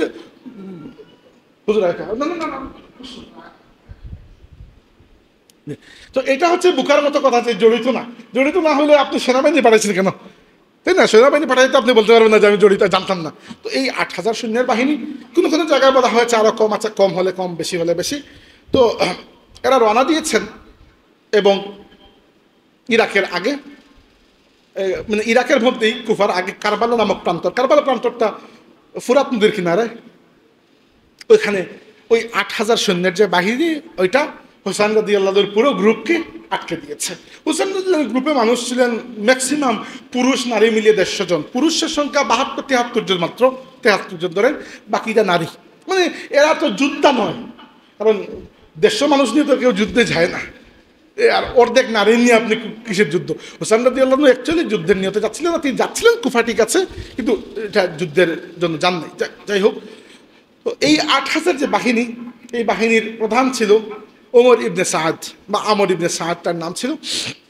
তো যাই হোক, এবার দেখেন একটা চেইন তৈরি হলো পরিকল্পনার। একদিকে হুসাইন রাদিয়াল্লাহু আনহু প্রায় নিরস্ত্র বলা যায়, এবং তিনি ইয়াজিদকে শিকার সমর্থন করেন নাই, বায়াত দেন নাই। বায়াত কেন দেন নাই আগে আমি আপনাদেরকে তখন বলেছি। কিন্তু তিনি আবার যুদ্ধের নিয়তেও যাচ্ছিলেন না, তিনি যাচ্ছিলেন যে কুফার মানুষ তাকে দাওয়াত দিয়েছে, সেখানে যাওয়ার পরে পরিস্থিতি বুঝবো কি অবস্থা না অবস্থা ইত্যাদি। আর ওইদিকে 8,000 সৈন্যের একটা বিশাল বাহিনী। এই বাহিনীর কমান্ডার ওমর ইবনে সাদ অথবা আমর ইবনে সাদ, তার নাম দুইটাই পাওয়া যায়। এর উপরে এদেরকে ডিরেক্ট কমান্ড দিচ্ছে কুফার গভর্নর উবাইদুল্লাহ ইবনে জিয়াদ, আর উবাইদুল্লাহ ইবনে জিয়াদের উপরে আছে ইয়াজিদ। বুঝছেন এই পুরো চেইনটা। এরপরে ওই সময়টা হলো 10ই মুহররম, তাদেরকে আটকে দিয়েছে প্রায় 2-3 দিন আগে। 6ই মুহররম তাদেরকে আটকানো হয়েছে, তারা প্রায় 3 দিন 4 রাত এখানে ছিলেন। 10ই মুহররম ওই আশুরার দিনে, যে আশুরার অন্য কিছু তাৎপর্য আপনাদেরকে আমি আগে বলেছি, ওই আশুরার দিনে একটা অসম যুদ্ধ হয়। অসম কি জন্য বললাম? এক হাতে 8,000, আরেক হাতে 73 জন, কিসের যুদ্ধ? এটা তো অসম যুদ্ধ হয়েছে যুদ্ধ। এবং এই যুদ্ধের কমান্ডার মাঠে ছিলেন হুসাইন রাদিয়াল্লাহুর ভাই, অর্থাৎ সৎ ভাই আব্বাস ইবনে আলী, অর্থাৎ আলী রাদিয়াল্লাহুর পুত্র, কিন্তু not by Fatima but by other women. Fatima রাদিয়াল্লাহুর ইন্তেকালের পরে আলী রাদিয়াল্লাহু আরও বিয়ে করেছেন। তো ওই রকম কোনো একটা বিয়ের সন্তান হচ্ছেন আব্বাস ইবনে আলী রাদিয়াল্লাহু। উনিও তাবেঈ, অর্থাৎ উনি নবী সাল্লাল্লাহু আলাইহি ওয়াসাল্লামকে দেখেন নাই, সাহাবী নয়, কিন্তু উনি তাবেঈ, এবং উনি হুসাইন রাদিয়াল্লাহুর সাথে আসলে এই ভাইয়ের মতোই ছিলেন। মানে সৎ ভাই হলেও একেবারে আপন ভাইয়ের মতো হুসাইন রাদিয়াল্লাহুকে তিনি গার্ড করেছেন। এছাড়া আমি বলেছি কারবালায় শহীদদের মধ্যে আল্লাহ রাসূলের 4 জন সাহাবী ছিলেন, আহলে বাইতে প্রায় 19 জন মানুষ। তো এদের মধ্যে একমাত্র হুসাইন রাদিয়াল্লাহু 3 জন পুত্র ছিলেন। একজন নাম হচ্ছে আলী, আরেকজন নাম হচ্ছে আলী, আরেকজন নাম হচ্ছে, 3 জন নাম হচ্ছে আলী। তো বড়জনকে বলা হতো আলী আকবর, 2 জনকে বলা হতো আলী জাইনুল আবিদিন, 3 নম্বর জনকে আলী আসগর। তো আলী জাইনুল আবিদিন, যিনি, যাকে আমরা জাইনুল আবিদিন নামে চিনি, ওনার নাম হচ্ছে আলী। উনি অসুস্থ ছিলেন, এই জন্য তিনি মাঠে যুদ্ধ করেন নাই, তাই তিনি শাহাদত বরণ করেন নাই। বাকি ওই ময়দানে কোনো পুরুষ আর বেঁচে ছিলেন না, সবাইকেই শহীদ করা হয়েছে এবং এখানেই দাফন করা হয়েছে। মোস্টলি হুসাইন রাদিয়াল্লাহুর দেহ মুবারকও এখানে দাফন করা হয়েছে, শুধু মাথা মুবারক কেটে কুফায় উবাইদুল্লাহ ইবনে জিয়াদের কাছে হাজির করা হয়েছে। যে কথাটা আমি সহিহ বুখারী থেকে বললাম, আনাস রাদিয়াল্লাহু, যারা প্রথম থেকে কথাগুলো শুনছেন, আনাস রাদিয়াল্লাহু যে বললেন এই যে এই একটা করে প্লেটে করে হুসাইন রাদিয়াল্লাহুর কাটা মাথা উবাইদুল্লাহ ইবনে জিয়াদের সামনে হাজির করা হয়েছে, এটা ওই 10 মুহররমের কারবালার ঘটনার পরে, ঠিক পরে, পরের দিন বা ওই দিনই রাতে। তো এই ঘটনা একেবারে অপরিচিত নয়। আল্লাহর নবী সাল্লাল্লাহু আলাইহি ওয়াসাল্লামও এই ঘটনা জানতেন, আলী রাদিয়াল্লাহু আনহু এই ঘটনা জানতেন। কিভাবে? মুসনাদে আহমদ কিতাবের মধ্যে একটা হাদিস রয়েছে, আলী রাদিয়াল্লাহু আনহু একবার সিফিনের যুদ্ধ থেকে ফিরে আসছেন, আসার পথে এক জায়গায় আসার পরে বললেন যে উসবুত ইয়া আবা আব্দুল্লাহ, হে আবু আব্দুল্লাহ, তুমি সাবিত থাকো, তুমি দৃঢ় থাকো। আবু আব্দুল্লাহ হচ্ছে হুসাইন রাদিয়াল্লাহুর উপনাম। আলী রাদিয়াল্লাহুর সাথে যারা ছিলেন তারা জিজ্ঞেস করলেন যে আপনি কাকে কি বলতেছেন, এখানে তো আবু আব্দুল্লাহ কেউ নাই। তিনি বললেন না, আমি হুসাইনকে ডাক দিয়ে বলছি, যে যখন এই ময়দানে আসবে তখন যেন তুমি সাবিত থেকো, ইমানের উপর দৃঢ় থাকো। কি জন্য বলছেন? আলী রাদিয়াল্লাহু আনহু বললেন, একবার আমি আল্লাহর রাসূল সাল্লাল্লাহু আলাইহি ওয়াসাল্লামের ঘরে গেলাম, গিয়ে দেখি রাসূল সাল্লাল্লাহু আলাইহি ওয়াসাল্লামের চোখ মুবারক দিয়ে পানি পড়ছে, দাড়ি ভিজে যাচ্ছে। জিজ্ঞেস করলাম, ইয়া রাসূলুল্লাহ, কেউ কি আপনাকে কষ্ট দিয়েছে? আপনি কি জন্য কাঁদছেন? আল্লাহ নবী সাল্লাল্লাহু আলাইহি ওয়াসাল্লাম বললেন যে কিছুক্ষণ আগে জিবরাইল আমার কাছে এসেছিলেন এবং বললেন যে আমার উম্মতের কিছু মানুষ আমার বাচ্চা হুসাইনকে ফুরাতের কিনারায় জবাই করবে। এরপরে জিবরাইল সেই ফুরাতের কিনারার ওই মাটি একটা মুষ্টি এনে আমাকে দেখিয়েছেন, আর আমি আমার চোখের পানি ছেড়ে দিয়েছি। তো এই বিষয়টা হুসাইন রাদিয়াল্লাহু আনহুর এই কুরবানির বিষয়টা আল্লাহ তাবারাকা ওয়া তাআলা হুসাইন দুনিয়াতে থাকা অবস্থায় হুসাইনের বাবা এবং হুসাইনের নানা দুজনকেই আল্লাহ জানিয়ে দিয়েছিলেন। এবং হুসাইন রাদিয়াল্লাহু আনহুর শাহাদাত যেদিন হয়েছে সেই দিন দুইটা ঘটনা ঘটেছে। এগুলাও আমার ওই লেখায় পাবেন, হাদিসের আলোকে কারবালার প্রেক্ষাপট লেখে সার্চ দিলে আমার এই লেখাটা পেয়ে যাবেন। ওইটা অথেন্টিক হাদিসের আলোকে লেখা। এখানে আপনি পাবেন যে কারবালার ওই ঘটনা ঘটার পরে, তখন তার মোবাইল ফোন ছিল না, এত বড় ট্র্যাজেডি হয়ে গেছে কেউ জানতো না। ওই কারবালার ঘটনার সংবাদ মক্কা শরীফে এবং মদিনা শরীফে স্বয়ং আল্লাহর নবী সাল্লাল্লাহু আলাইহি ওয়াসাল্লাম পৌঁছে দিয়েছেন। কিভাবে? মক্কা শরীফে আব্বাস রাদিয়াল্লাহুর পুত্র আব্দুল্লাহ ইবনে আব্বাস রাদিয়াল্লাহু ছিলেন, তিনি আল্লাহর রাসূলকে স্বপ্নে দেখেছেন। আর মদিনা শরীফে ছিলেন আমাদের মা আল্লাহর রাসূলের স্ত্রী উম্মে সালামা রাদিয়াল্লাহু আনহা, তিনিও আল্লাহর নবীকে স্বপ্নে দেখেছেন। দুইজনই দেখেছেন একই সূরাতে আশবাসা আখবারা। আল্লাহ নবী সাল্লামের চুলগুলো একেবারে, আল্লাহ নবী সাল্লাম চুলগুলো সবসময় আছড়ে রাখতেন, ওই দিন আছড়ানো নয়, একেবারে উষ্টপুষ্ট চুল, আর চেহারাটা ধুলি মলিন, চেহারার মধ্যে ধুলি লেগে আছে, আর হাতের মধ্যে একটা শিশির মধ্যে রক্ত। তখন দুইজন, একজন স্বপ্নে দেখেছেন মক্কা শরীফ থেকে, একজন স্বপ্নে দেখেছেন মদিনা শরীফ থেকে। তখন ধরেন দুপুরের সময়, আরবরা দুপুরে খাওয়ার পরে একটু সময় ঘুমায়, ওইটাকে বলা হয় কাইলুলা। কি জন্য? কারণ ওই সময় প্রচণ্ড গরম থেকে আরবে আপনি কোনো কাজ করতে পারবেন না, তো ওই সময় একটু ঘুমায়। ওই সময় স্বপ্নে দেখেছেন দুইজনই এবং জিজ্ঞেস করেছেন, ফিদাকা আবি ও উম্মি ইয়া রাসূলুল্লাহ, ইয়া রাসূলুল্লাহ, আমার মা বাবা আপনার জন্য কুরবান হয়ে যাক, আপনার হাতে এটা কি আর আপনার চেহারা এরকম কেন? আল্লাহ নবী সাল্লাল্লাহু বলেছেন, তোমরা কি জানো, মানে দুজনকে সেপারেটলি বলেছেন, তুমি কি জানো যে আমার বাচ্চা হুসাইনকে আজকে ফুরাতের ময়দানে শহীদ করা হয়েছে, আর আমি সকাল থেকে একটা শিশি হাতে নিয়ে তাদের রক্ত জমাচ্ছি। কি কষ্ট আল্লাহর রাসূলের ভেতরে ছিল, চিন্তা করতে পারেন। তো যাই হোক, উম্মে সালামা রাদিয়াল্লাহু আনহা চিৎকার দিয়ে ঘুম থেকে উঠেছেন এবং বলেছেন যে যারা হুসাইনকে শহীদ করেছে আল্লাহ তাদের ঘর এবং কবরকে যেন আগুন দিয়ে পরিপূর্ণ করে দেন। কারণ তিনি বদুয়া করেছেন, বদুয়া করার মতো বিষয়। আব্দুল্লাহ ইবনে আব্বাস রাদিয়াল্লাহু আনহু ওই ডেটটা লিখে রেখেছেন যে কোন ডেটে তিনি স্বপ্নে দেখলেন। পরবর্তীতে যখন তিনি সংবাদ পেয়েছেন তখন তিনি ডেট মিলিয়ে দেখেছেন যে এক্স্যাক্টলি ওই ডেটে ওই টাইমে যখন তিনি আল্লাহ নবীকে স্বপ্নে দেখেছেন ঠিক ওই মুহূর্তের আগে হুসাইন রাদিয়াল্লাহুকে শহীদ করা হয়েছে। আল্লাহ নবী ইসলাম নিজের বাচ্চা বলতে হুসাইন যদিও আল্লাহ নবীর নাতি, কিন্তু রাসূলুল্লাহ বলতেন এরা আমার বাচ্চা, তো সংবাদ পৌঁছে দিয়েছেন। এরপরে মক্কার মানুষ এবং মদিনা শরীফের মানুষ বিদ্রোহ করেছে ইয়াজিদের বিরুদ্ধে, যারা আগে নামকাও আসছে জবরদস্তি বায়াত তাদের কাছ থেকে নেওয়া হয়েছে, তারা বিদ্রোহ করেছেন। মক্কা শরীফে আপনারা নাম শুনেছেন একজন সাহাবী যাকে ফেরেশতারা গোসল দিয়েছেন, হানজালা রাদিয়াল্লাহু আনহু। হানজালা রাদিয়াল্লাহু আনহুর পুত্র আব্দুল্লাহ ইবনে হানজালা, মানে সাহাবীদের পুত্ররা তখন লিডার, সাহাবীরা তো দুনিয়া থেকে বিদায় নিয়েছেন। তো আব্দুল্লাহ ইবনে হানজালা রাদিয়াল্লাহু আনহুর নেতৃত্বে মদিনা শরীফের মানুষ বিদ্রোহ করেছে যে আমরা এই পাপিষ্ঠ ব্যক্তিকে আর মানতে চাই না। আর মক্কা শরীফে তো আব্দুল্লাহ ইবনে জুবায়ের তো আছেনই আছেন। তো পরের বছর কারবালায় ইয়াজিদের সেনাপ্রধান যে ছিল উবাইদুল্লাহ ইবনে জিয়াদ ছিল কুফার গভর্নর, আর সেনাপ্রধান ছিল আমর ইবনে সাদ।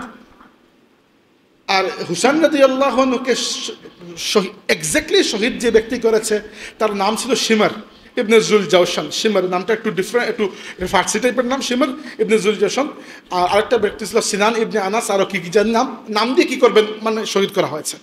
এরপরে হুসাইন রাদিয়াল্লাহু আনহু পুরো পরিবারকে বন্দি করে নিয়ে যাওয়া হয়েছে প্রথমে উবাইদুল্লাহ ইবনে জিয়াদের কাছে কুফা, আর এখান থেকে নিয়ে যাওয়া হয়েছে দামেস্কে ইয়াজিদের রাজধানীতে।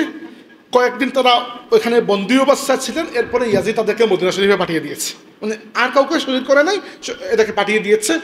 আর মদিনা শরীফের মানুষ যখন ইয়াজিদের বিরুদ্ধে বিদ্রোহ করেছেন, ইয়াজিদ তার আরেকটা সেনাবাহিনীর প্রধান মুসলিম ইবনে উকবা একে পাঠিয়েছে মদিনা শরীফে হামলা করার জন্য।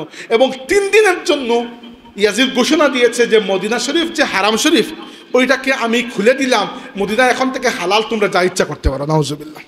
না, আল্লাহর রসুল যেটাকে হারাম ঘোষণা করেছেন ইয়াজিদ সেটাকে হালাল করে দিয়েছে। 3 দিন পর্যন্ত মদিনা শরীফে, প্রথমে মদিনার মানুষ যখন ইয়াজিদের বাহিনীকে আটকাতে চেয়েছে মদিনার টাউনের ঠিক বাইরে, ওইখানে একটা যুদ্ধ হয়েছে, ওইটার নাম হচ্ছে হাররা। ওই এলাকাটার নাম হাররা, তো এটাকে বলা হয় মারেকাতুল হাররা বা হাররার দুর্ঘটনা। মদিনার মানুষ তো আর অস্ত্র নিয়ে আসেন নাই, সাধারণ মানুষ আপনারা আমার মতো। ইয়াজিদের বাহিনী তো সেনাবাহিনীর সাথে সাধারণ মানুষ তখন যুদ্ধ করবে। তো মদিনার মানুষ শহীদ হয়েছেন এখানে। এরপরে ইয়াজিদের বাহিনী 3 দিন পর্যন্ত মদিনায় লুটতরাজ, অগ্নিসংযোগ এবং সাহাবিদের কিছু কিছু কন্যাদেরকে নাউজুবিল্লাহ এদের সম্ভ্রমহানীয় করেছে। সাহাবি নাম শুনেছেন আপনারা, আবু সাঈদ খুদরি রাদিয়াল্লাহু আনহু, ইয়াজিদের বাহিনী তাকে দাড়িতে ধরে গালের মধ্যে থাপ্পড় দিয়েছে। একজন বৃদ্ধ সাহাবি, আল্লাহর নবীর সাহাবি, একজন বিখ্যাত আলিম ছিলেন মদিনায়, সাঈদ ইবনে মুসাইয়িব রাদিয়াল্লাহু আনহু। তিনি দৌড়ে গিয়ে আল্লাহ রাসূলের রওজা শরীফের চিপার মধ্যে লুকিয়ে পড়েছিলেন। 3 দিন পর্যন্ত ওই জায়গায় উপস্থিত ছিলেন এবং তিনি বলেছেন যে 3 দিনের মধ্যে নামাজ পড়তে আমার অসুবিধা হয় নাই। প্রত্যেক নামাজের ওয়াক্তে আমি শুনতাম আল্লাহ রাসূলের কবর শরীফ থেকে আজানের আওয়াজ আসছে। তো এরকম অনেক ঘটনা। ইয়াজিদের বাহিনী আল্লাহ রসুলের রওজা পাকের জালি মুবারকের মধ্যে তাদের ঘোড়াগুলো বেঁধে রেখেছিল, মানে অসম্মান করতে গিয়ে ঘোড়াগুলো বেঁধে, মানে যার পরনাই অসম্মান করেছে 3 দিন। এরপরে ইয়াজিদের বাহিনী শুনল যে মদিনা শরীফে, মক্কা শরীফের মানুষও বিদ্রোহ করেছে। তো মক্কা শরীফের মানুষকে সাইজ করার জন্য, মানে তার ভাষায়, সে আবার ওই মুসলিম ইবনে উকবার নেতৃত্বে আরেকটা বাহিনী পাঠালো। এরা গিয়ে মক্কা শরীফে প্রচণ্ড প্রতিরোধের সম্মুখীন হলো। কারণ কি, মদিনা শরীফের মানুষ ছিলেন নিরস্ত্র, কিন্তু মক্কা শরীফে ছিলেন আব্দুল্লাহ ইবনে জুবায়ের, তিনি অনেক বলশালী ছিলেন, অনেক মুজাহিদ মানুষ, তো তার তো পুরো ফোর্স আছে। তারা কিন্তু ইয়াজিদের বাহিনীকে মক্কা শরীফের ভেতরে ঢুকতে দেন নাই, ভেতর থেকে তারা প্রতিহত করেছেন, ওরা বাট থেকে প্রতিহত করেছে। তো ইয়াজিদের বাহিনী যখন অনবরত আব্দুল্লাহ ইবনে জুবায়েরকে এবং তার বাহিনীকে নিরস্ত্র করার জন্য, পরাজিত করার জন্য মিনজানিক বলে এক ধরনের ছোট ছোট কামান কি ধরেন, একটা পটাতন আছে, এই পটাতনের মধ্যে একটা হ্যান্ডেল আছে এরকম, এই হ্যান্ডেলটা ওদিকে বেঁধে ওইখানে একটা পাথর রেখে দিত, আর ওই বাদনটা কাটলেই ওই পাথরটা গিয়ে এরকম ছুঁড়ে ফেলতো। তো এটাকে মিনজানিক বলা হয়। ওই রকম ছোটো ছোটো ক্যানন দিয়ে তারা আব্দুল্লাহ ইবনে জুবায়ের রাদিয়াল্লাহু আনহুর বাহিনীর উপর হামলা করলো এবং এইরকম একটা পাথরের গুলা গিয়ে পড়লো কাবা শরীফের দেয়ালে। কাবা শরীফের দেয়ালের একটা অংশ ভেঙে পড়লো এবং কাবা শরীফের গিলাফের মধ্যে আগুন ধরে গেল। মানে ইয়াজিদের বাহিনী হেন কোনো কাজ নাই, করে না। আর ওই সময় খবর আসলো যে ইয়াজিদ দুনিয়া থেকে আউট হয়ে গেছে, মারা গেছে, এমনি নর্মালি অসুস্থ হয়ে মারা গেছে। আর তার বাহিনী আর সাহস রাখতে পারলো না, তারা ফিরে গেল। মানে আব্দুল্লাহ মদিনার মানুষকে তারা পরাজিত করতে বা পরাহত করতে পারলো, মক্কা শরীফের বাহিনীকে কিছু করতে পারে নাই। মক্কা শরীফের পরবর্তী 9 বছর পর্যন্ত আব্দুল্লাহ ইবনে জুবায়ের খলিফা ছিলেন, এরা নড়াইতে পারে নাই। তো যাই হোক, এই ছিল ইয়াজিদের একটা কারনামা, তার উত্থান এবং তার 3 বছরের শাসনামল। তো আমিও ইবনুল জাওজি রাহমাতুল্লাহি আলাইহির ভাষায় বলতে চাই, তিনি বলেছেন যারা ইয়াজিদের গুণগান করে তাদেরকে জিজ্ঞেস করবেন যে সেই ব্যক্তির সম্পর্কে তোমার কি মতামত, নাম বলবেন না, বলবে সেই ব্যক্তির সম্পর্কে তোমার কি মতামত যে 3 বছর শাসন করেছে। প্রথম বছর আল্লাহর নবীর পরিবারকে শহীদ করা হয়েছে, 2 নম্বর বছর মদিনা শরীফে আক্রমণ, 3 নম্বর বছর মক্কা শরীফে আক্রমণ। তো তুমি যেই হো না কেন, ভালো মানুষ তো নয়, এটা নিশ্চিত, তাই না? এটা ইয়াজিদ করুক আর অন্য যেই করুক না কেন, এটা ভালো শাসক নয়। এবং ইয়াজিদ তো ভালো শাসক তো নয়, বরং সিয়ারু আলামিন নুবালা কিতাবের মধ্যে ইমাম সিয়ারু আলামিন নুবালার লেখককে নাম ভুলে গেছে, আচ্ছা, লিখেছেন যে ইয়াজিদের মধ্যে অনেক বদ বৈশিষ্ট্য ছিল।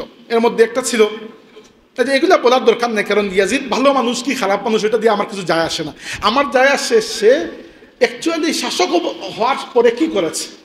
সে যদি ব্যক্তিগতভাবে বেনামাজিও হয়ে যায়, শাসন কাজ যদি ভালো মতো করে, বাকিটা তার হিসাবে আল্লাহর কাছে গিয়ে দেবে।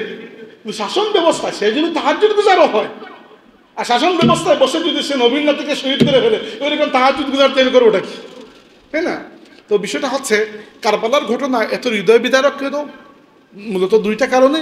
প্রথম কারণ যেটা বলেছিলাম আপনাদেরকে, যে আল্লাহর রাসূল সাল্লাল্লাহু আলাইহি ওয়াসাল্লাম 50 বছর আগে বলে গেছেন যে উযাক্কিরুকুমুল্লাহ ফি আহলি বাইতি, আমার পরিবারের ব্যাপারে তোমাদেরকে আমি আল্লাহর কথা স্মরণ করিয়ে দিচ্ছি, খেয়াল রাখবে আমার পরিবারের ব্যাপারে। আর আল্লাহ রাসূলের ইন্তেকালের মাত্র 50 বছর পরে উম্মত এইরকম একটা নিমক হারামি করলো যে এই উম্মতের নামদারি কিছু মানুষ আল্লাহ রসুলের পরিবারের প্রায় ১৯ জন সদস্য সহ ৭২ জন মানুষকে কারবালার ময়দানে নির্মমভাবে শহীদ করলেন। আর এরপরে মদিনা শরীফে হামলা, এরপরে মক্কা শরীফে হামলা, এগুলো তো আছেই। এবং মদিনা শরীফে হামলা এটা এত ঘৃণ্য বিষয়, আল্লাহ নবী সাল্লাল্লাহু আলাইহি ওয়াসাল্লাম বলেছেন, মান আরাদা আহলাল মাদিনাতা বিসুইন আযাবাহুল্লাহু কামা ইয়াযুবুল মিলহি ফিল মা। যে ব্যক্তি মদিনার সাথে বা মদিনার মানুষের সাথে খারাপ আচরণ করার ইচ্ছা পোষণ করলো, আচরণ করা লাগবে না, খালি যদি মনের মধ্যে নিয়ত করেন যে মদিনার সাথে আমি এটা বা মদিনার মানুষের সাথে আমি একটা দুর্ব্যবহার করব, আল্লাহ ওই ব্যক্তিকে জাহান্নামের আগুনে এমনভাবে পুড়ে গলিয়ে ফেলবেন যেভাবে লবণ পানির মধ্যে গলে যায়। তো ইয়াজিদ যে বা ইয়াজিদের পুরো এই বাহিনী যে জাহান্নামী হওয়ার জন্য তো এই হাদিস যথেষ্ট। তো যাই হোক, হুসাইন রাদিয়াল্লাহু আনহুর এই আত্মত্যাগ থেকে আমরা যেটা শিখলাম দুইটা জিনিস, একটা হচ্ছে এই দিন ত্যাগ এবং কুরবানির দিন।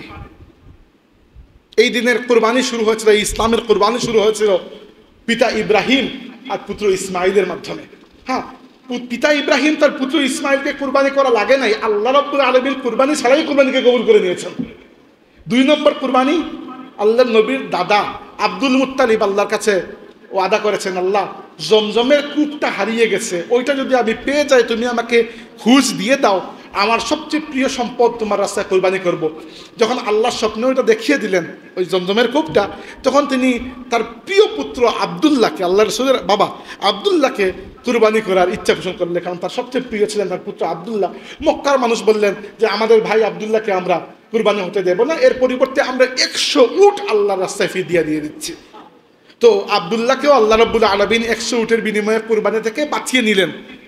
কিন্তু ৩ নম্বর কুরবানি দিয়েছেন হুসাইন রাদিয়াল্লাহু আনহু, ওইখানে আর আল্লাহ রাব্বুল আলামিন তাকে আর রক্ষা করেন নাই, শহীদ হতে দিয়েছেন। এটা বুঝিয়েছেন যে এই দিন শুধুমাত্র মিষ্টি মিষ্টি কথার উপর নয়, যতটুকু দাওয়াত অতটুকু জিহাদের উপরে এই দিন দাঁড়িয়ে আছে।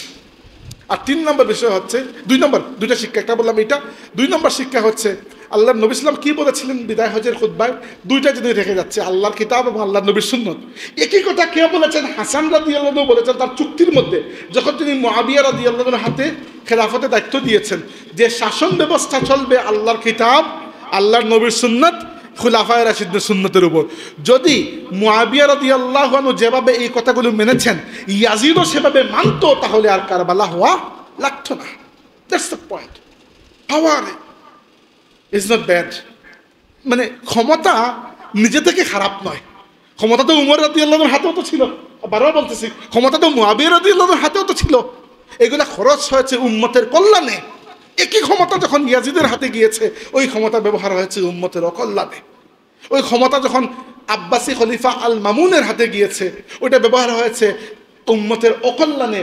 খলিফা আল মামুন মুতাজিলা হয়ে গিয়েছিল এবং আহমদ ইবনে হাম্বল রাহমাতুল্লাহর প্রতিবাদ করার কারণে আহমদ ইবনে হাম্বলকে তারা এই পরিমাণ জুলুম করেছে যে জুলুম বয়ান করার মতো নয়।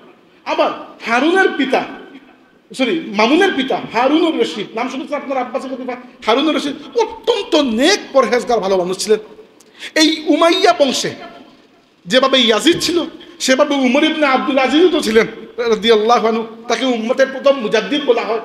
তো ক্ষমতা খারাপ নয়, এই ক্ষমতাটাকে কিভাবে ব্যবহার করা হচ্ছে সেটা খারাপ। এই উম্মতের দায়িত্ব হচ্ছে হুসাইনের চেতনাকে জীবিত রাখা। আর হুসাইনের চেতনা হচ্ছে যেখানে অন্যায় দেখবেন সেখানে প্রতিবাদ করা। সুযোগ হলে আপনার হাত দিয়ে, না হলে আপনার জবান দিয়ে, না হলে আপনার অন্তর দিয়ে কমসে কম অন্যায়কে প্রতিবাদ করা। আল্লাহ রাব্বুল আলামিন হুসাইন রাদিয়াল্লাহু আনহু এই চেতনাকে আমাদের মধ্যে জাগরুক রাখুক। আমরা বলি আমিন। ও আখিরু দাওয়ানা আলহামদুলিল্লাহি রাব্বিল আলামিন।